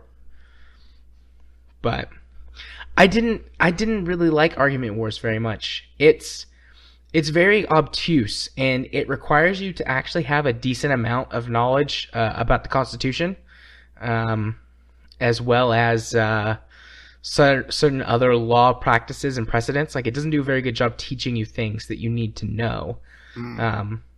And sure, I mean, you can go reference things and look stuff up that would help, but the whole point of the game is supposed to be, educational, and it's not a good teaching tool.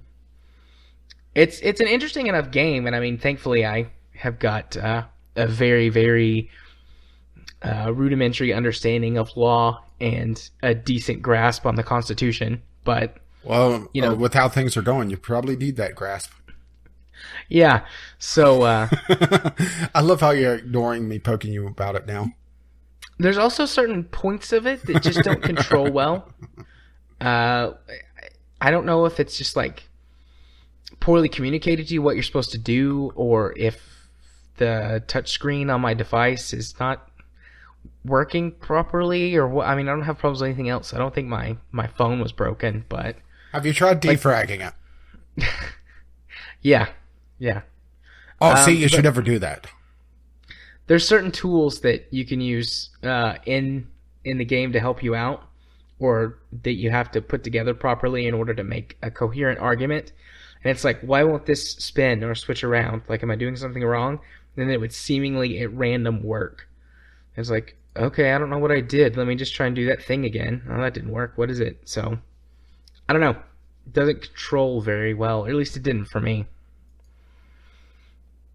I think it could be a fun game if the first case that you did took a better job explaining things to you, or if they just fixed the interface. I don't know what it is about it, but it just wasn't working properly. Which kind of sucks, because I really did like that executive command game. Yeah, I did play through one time on the executive command. I found it interesting. I did find it that there was a very cut and dry, what is right and what is wrong. But it's more geared towards teaching about the powers that the president has and what he could do more than anything else. Right. Did you play it on fast mode? No, I didn't play on fast mode yet, so maybe that's the problem I had. Yeah, when you play it on normal mode, you can get to things one at a time really easily. Fast mode speeds up that process quite a bit, so you're dealing with multiple things at the same time a lot more often, and some of that stuff slips by you. The good old pocket veto. Yeah. Yeah, I found in fast mode I sent the Secretary of State to do a lot more things. I sent him to do pretty much everything anyway. I took care of almost everything myself on my first playthrough. What's the point of having the trained monkey if I can't send him out every so often to dance? Yeah, fair enough. But so yeah, those are all the games I played this week that I can talk about. I mean, I played If My Heart Had Wings, but it's not game club time. Yeah, that's next week. And then I played Factorio, but a discussion that we had about game club stuff that probably pertinent to talk about now, since I just brought it up. So, rule of thumb, game club games that are on the list, we're not going to talk about, or at least talk in depth. I think that should be a more sensible rule. We can talk about playing them somewhat, but you were really breaking down Factorio. Yeah. So, just going to dial it back a little bit. So yeah, those are my games. You sound so depressed on that. Now I feel like an ass. Well, my voice is also starting to go. I had,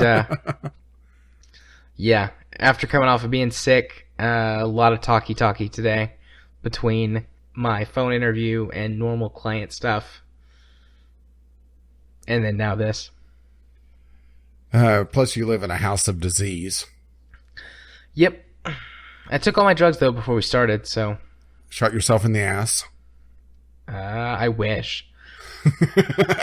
I would kill for another one of those steroid shots. Jesus, they are so wonderful. Easy there, Barry Bonds. I felt so good. I mean, I don't feel terrible now, but my cough came back today because the steroid shot wore off, and that's also hurting my voice for sure. Thankfully, with judicious application of cough drops and Dayquil and water and hot beverages, my throat has been fairly tame tonight, but it's definitely I can feel it. I'm gonna have sore throat tomorrow for sure. So community corner. Yeah, let's breeze through that. Let's see. Look, crickets. Mail is empty. The question of the week, I'm basically taking what little tweets we had. in putting them there because they were kind of related. But yeah, we didn't have a lot of interaction this week, so I think we're going to have to go poke the audience at some point. Let Groove out of the crate. Yeah, Groove. Get out of the crate. Write to us. Well, let's move swiftly along to the question of the week. What were your thoughts on Steam Direct? And we didn't have any, well, if you're pardon the term phrase, direct answers on that. But we did have a Chemist and Groove having a little bit of a discussion that was related to it. So I'm just going to mix the tweets in there and be done with it. Chemist, listening to Co-Optional, apparently there was already a $100 per game fee on Greenlight. So they're actually loosening control, which we didn't really mention, but it's been one of the things that the Greenlight fee is the bottom of the barrel for where they're the window of where they're thinking about having the fee for Steam Direct. Yeah, I could have swore that I mentioned it last week. Maybe I didn't. I don't recall it being mentioned. But the podcast recordings tend to turn to a blur. That's very true. Most of the time during the podcast recording, it's like, didn't we talk about this at the beginning of the show?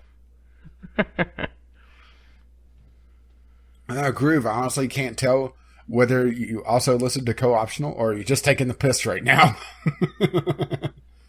Chemist. I accidentally copied the same things twice. Never mind. That was a mistake on my part, trying to get things done early. So let me go to Twitter real quick. Whoops. Fuck it. We'll do it live. Yeah, sorry about that. I tried to get things done early and was reading the news articles at the same time. So it was Chemist that said, honestly, I can't tell whether you've also listened to Co-Optional or taken the piss right now. And Groove said, I actually thought they would go for 5,000, which, yeah, Groove was asking, aren't they going to change that to 5,000 for the Steam Direct? And that's the upper end. That's the thing, is that it's a window between 100 and 5,000. And that's a hell of a window. Yeah, that's a big window. The thing that, and you know, everybody, or not everybody, but many news sites and things latched onto the $5,000 number. But yeah. Unless that's changed in the last day or so, there's been no confirmation on what the number's going to be. Yeah, sorry guys about getting the tweets wrong, but oh well. Do you expect me to have the community corner be perfect? I mean, really? It's me.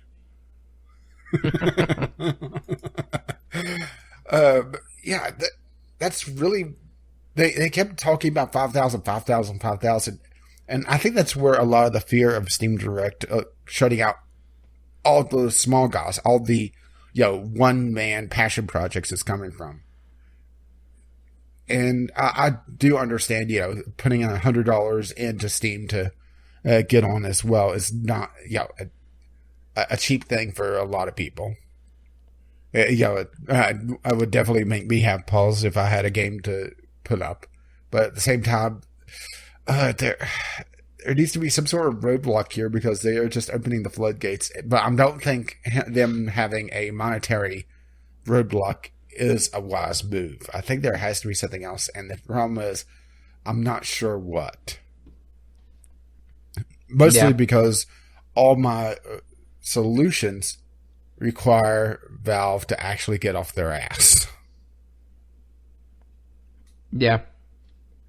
Because honestly, it just sounds like 95% of the system is going to be automated. And it's just going to be an intern somewhere seeing that the papers are in order. Papers, please. I'll do that. No, they're just going to rig up papers, please. It's going to be a mod for papers, please. You're checking the Steam applications. Now somebody needs to do that. We can name it Gaben, please. You gotta say it all sassy. Gaben, please. Girl, let me tell you. Please. Alright. Right. That's about all I got in me. No, I think you got a lot more in you right now. Well, maybe. Wink. Oh, my. Anyway, if you wish to contribute to the Community Corner, and I'm actually remembering to do the proper outro when you're not jumping in and moving us quickly along to the next section. If you wish to email us, you can find us at vglpodcast@gmail.com or tweet us VGL Podcast on Twitter. And you do not have to send in voicemails. Granted, we didn't have any to really play this week, unless something that got caught in the spam filter, of course. But we do read text messages. Yes, we do. Excuse me. Sorry. You okay over there? You dying? Yep. No, I'm dying for sure. Oh, yes, you are. So, are we going to do the thing that we talked about? We're at about 2:40 on my timer. I don't know. Let's do it as a test run. What? Let's do it as a test run. Okay. So, we're going to run through the discovery queue, one discovery queue for each of us, and see what comes out, because that actually turned out to be somewhat interesting, just because of our library sizes and our wish list sizes. Yep. So we're just gonna go through our discovery queue, and we're only gonna pipe up if we see something that's like looks really awesome or truly terrible or something like that. Yeah. So I immediately get a mobile game. Hunting game. I think I know the game that you got, and it's actually something that I have a soft spot for sports games and hunting games like that. Granted, I'm terrible at them, and I never spend enough time with them. What is this?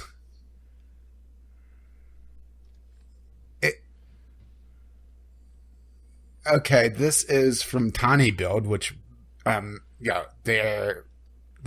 do odd things to begin with. I'm going to send you Guts and Glory. Is that what it is? Yeah. Did you just get it? It was on my wish list or on my discovery queue as well. Yeah. This looks like basically a mixture of Goat Simulator-ish action and just an open world physics sandbox. This looks stupid. A game about a father and son riding their bicycle through obstacle courses of death and other fun family experiences. Which means it's going to be all over YouTube. I mean, just look at the GIFs on the store page. It's pretty much YouTube bait, the game. Yep.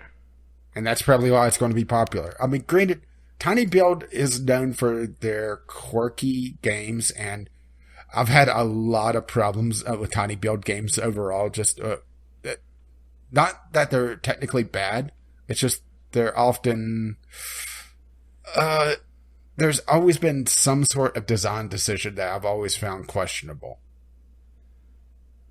So it looks like it's going to be that sort of thing for this one as well. But yeah, if you're into the Goat Simulator style of game, well, there you go, I guess. Yeah, there you go, I guess. Not interested. Mark is not interested and move on. Well, let's just put it this way. I am going to just be signing up for a review copy of that if it's available. Yeah, sure, I'd play it for free, but I'm not going to buy it. Oh, I need to turn off the sound. Couple of non-interesting games. 3... Yeah, this is going to have a lot of you editing out just dead air, I think. Yeah. Oh, what is this? I'm getting a lot of ones with mixed result or mixed reviews. Heberiki March Red Army Girls Brigade. Oh, this is a visual novel. Oh boy, here we go. About Russian army girls with big boobs. And then it looks like Advanced Wars style turn-based strategy battles. Okay. You're going to have to drop a link I was going to say, let me just give you the link. Let's see. There you go.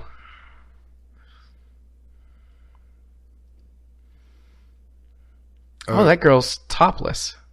But it's okay. She's got suspenders covering her nipples. Of course it is. Well, English language not supported. That's okay. Add to wish list. You don't care, do you? And be sure to add it to the show notes. Yep. This is interesting. I mean, it's dumb. Totally dumb, but interesting. Yeah, I got... Oh, it's free to play. Free to play. Oh, God. I'm downloading this right now. Well, I got a Warhammer game. Warhammer 40k Sanctus Reach. Rated very positive, actually. Which is actually a bit of a rarity for Warhammer. Warhammer games are all over the place, quality-wise. So, seeing something rated very positively, and an RTS at that.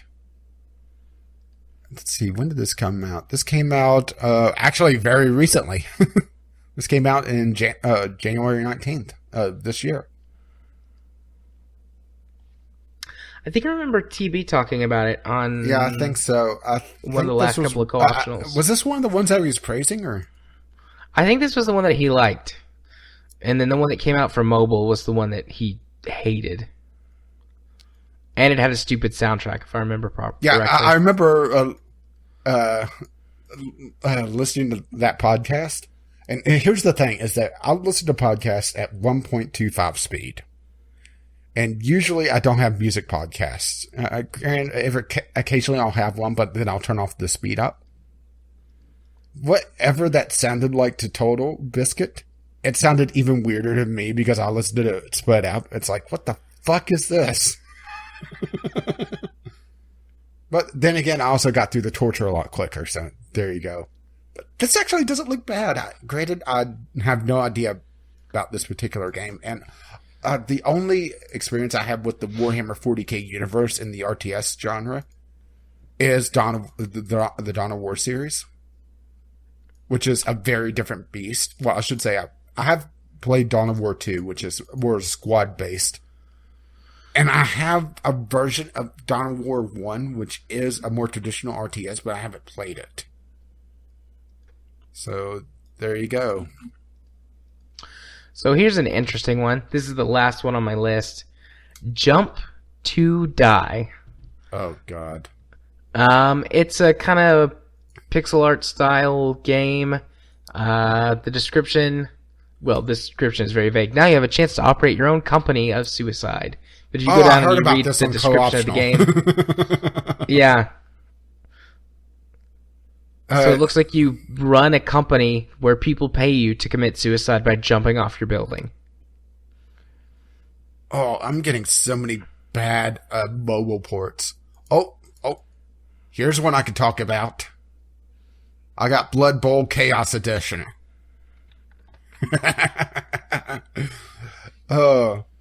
For those who don't know, Blood Bowl is the Warhammer universe again. For some reason, I got two Warhammer games. But this is the fantasy Warhammer universe. Mixed with essentially rugby. They brand it as football, but it's essentially rugby. There's no set plays or downs that you would think with football, and it's definitely not soccer. Yeah. And also a lot of death. It's basically the perfect football game for me if you've ever played with me in Rocket League. Or should I say Murder Ball. Murder! There's a bunch of different races, and each race has their own specialty. There's elvish bullshit, where the elves tend to be very agile and can dodge in and out and do passing plays a lot easier.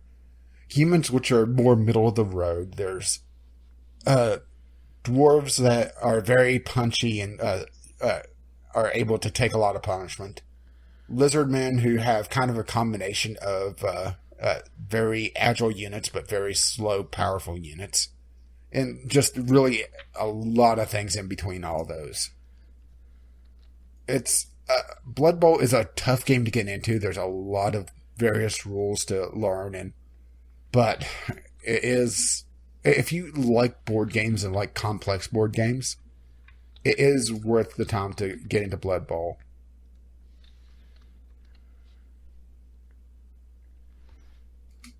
Fancy. Well, yeah, my whole list is finished off, so. Well, I got one more remaining after this, and we'll see if it's worthwhile. Oh, and it would help if I tab to the proper thing, and... This is more up your alley, but I actually played the old version of this. Princess Maker Refine. Oh, I know about Princess Maker.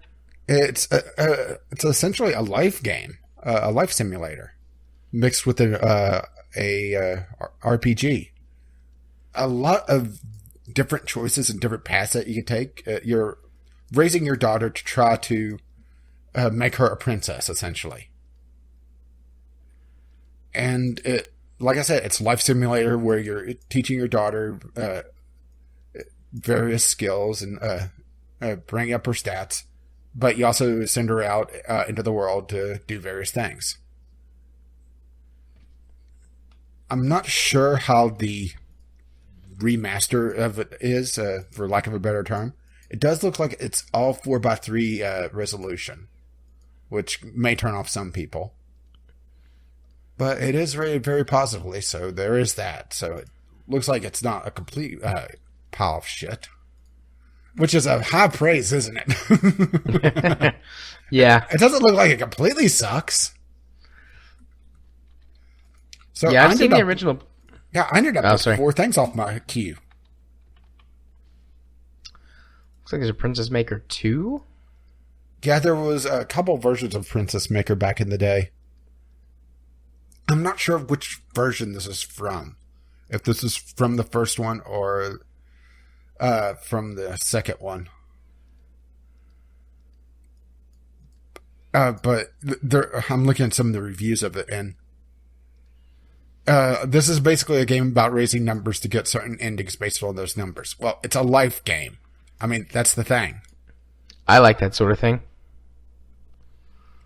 I've played Long Live the Queen many times, which is basically that. Yeah, it's basically Long Live the Queen, only instead of having a very short time span, it's essentially I think about 10 years of life, if memory serves me, on the first one, because it's from when she is a girl up to adult, and then that's when you get your ending, if I recall correctly. It's been a long time since I played Princess Maker. And I never got particularly far in it, if I also recall correctly. Because there's a lot of ways to fail. Or at least there used to be. Right. Cool. I put it on my wish list. I'll get to it one day. Yeah, one day. Maybe.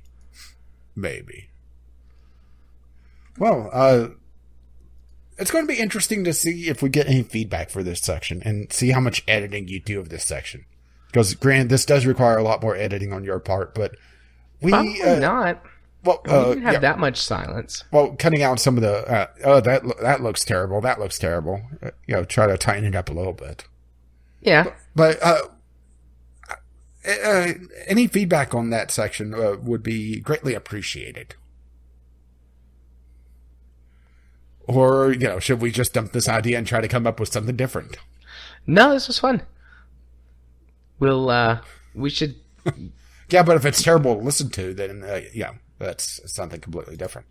That's true. Audience feedback. Let us know. If you don't let us know, we'll just keep doing whatever.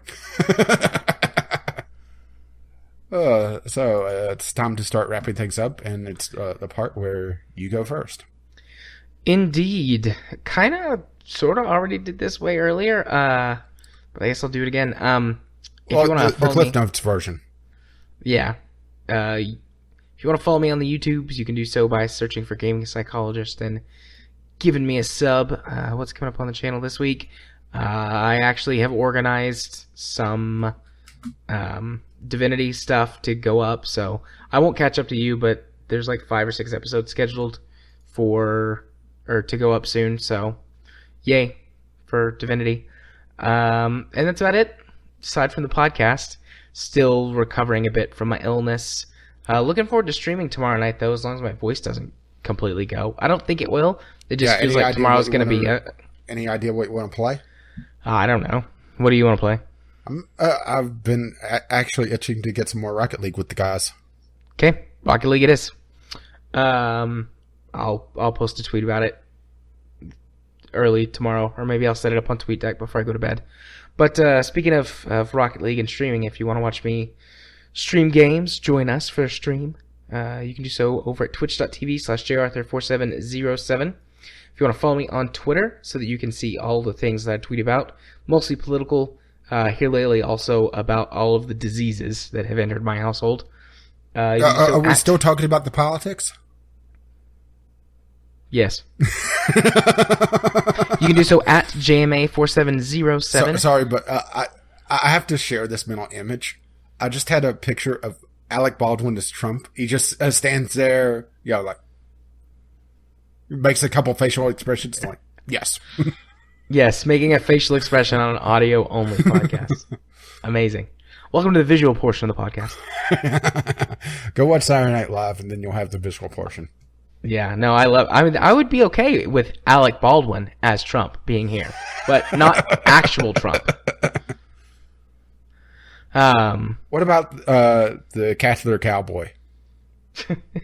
I would love for the catheter cowboy to be here right now. We'd have a jolly old time. Talking about the nuclear triad? Yeah. And sorry the clitoris. As I hit the mic. And last but not least, if you want to be friends with me on Steam, I accept all friend requests and trust that you're all really awesome people. So far, I have not been wrong to put my trust in that fact. My Steam username is jarthur4707. And if you wish to let them know exactly what episode you're coming from, the password for this week to tell him is Master Chef. Master Chef. Nice pun. You thought it was going to be something else, didn't you? Maybe. Could have went a few different ways with that, but Master Chef was a good one. All right. No, what about I'll you, save buddy? the other ones for later. My YouTube channel is pretty much running as usual right now. The first episode of Grow Up is out. Not a lot of views on it, but then again, it is a Ubisoft game, and it's one of their indie Ubisoft games. So I actually like the indie side of Ubisoft. It's the AAA portion of Ubisoft that pisses me off. It's kind of weird on that, isn't it? How Ubisoft is almost two different companies, or two different publishers, I guess, for lack of a better term. But Ubisoft's smaller games I actually like. As a matter of fact, this is the second in a row that I've played. Because remember, Valiant Hearts is from Ubisoft. Yeah. Game, Valiant Hearts. That's a good game, Valiant Hearts. Yeah, I saw the ending coming a little bit too much, though, I think. It was telegraphed a little too much to me. Or maybe I just went into it with the proper expectations to, kind of take the punch out of it, which I think is more the thing.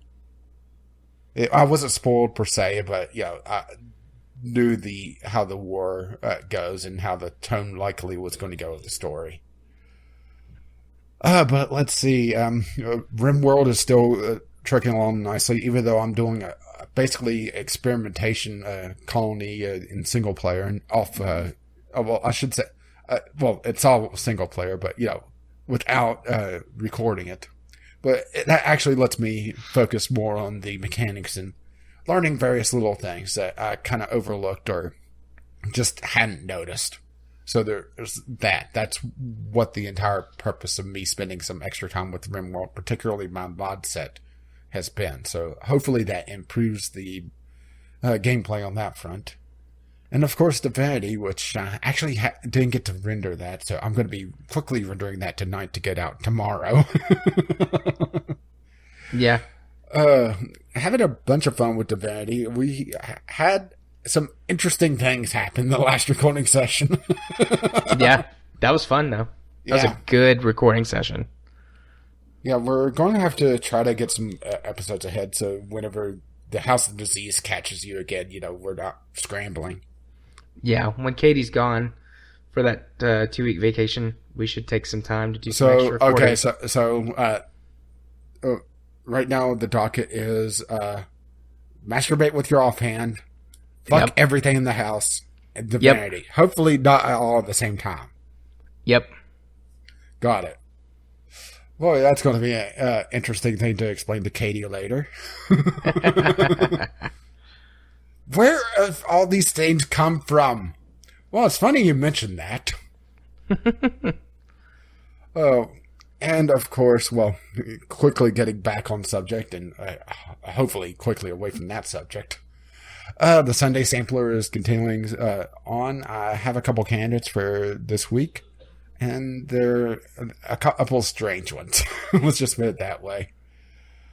And of course, this podcast appears there on Fridays at noon. You can find all that over at Gaming with Caffeine Rage, or find me tweeting, actually ranting this week, and actually putting stuff on Twitter at Gaming of CR, which swiftly runs us into our ending. You could reach us at vglpodcast@gmail.com if you wish to contact us, or the show's Twitter, VGL Podcast. Our Patreon is patreon.com/VGL Podcast if you wish to contribute to this madness monetarily and help pay the bills. And our RSS feed, if you're watching this on YouTube, can be found at vglpodcast.podbean.com. And we're also on iTunes and Google Play. And hopefully Google Play updates this time when you yell at them. Hopefully. Our intro and outro music is On the Ground by Kevin McLeod. You can find his work at Incompetech.com. And as always, this is the lovely music starts to roll across my currently scratchy voice. I was about to say, you better not say lovely. Nope. Bye-bye now. See you next time. Bye-bye.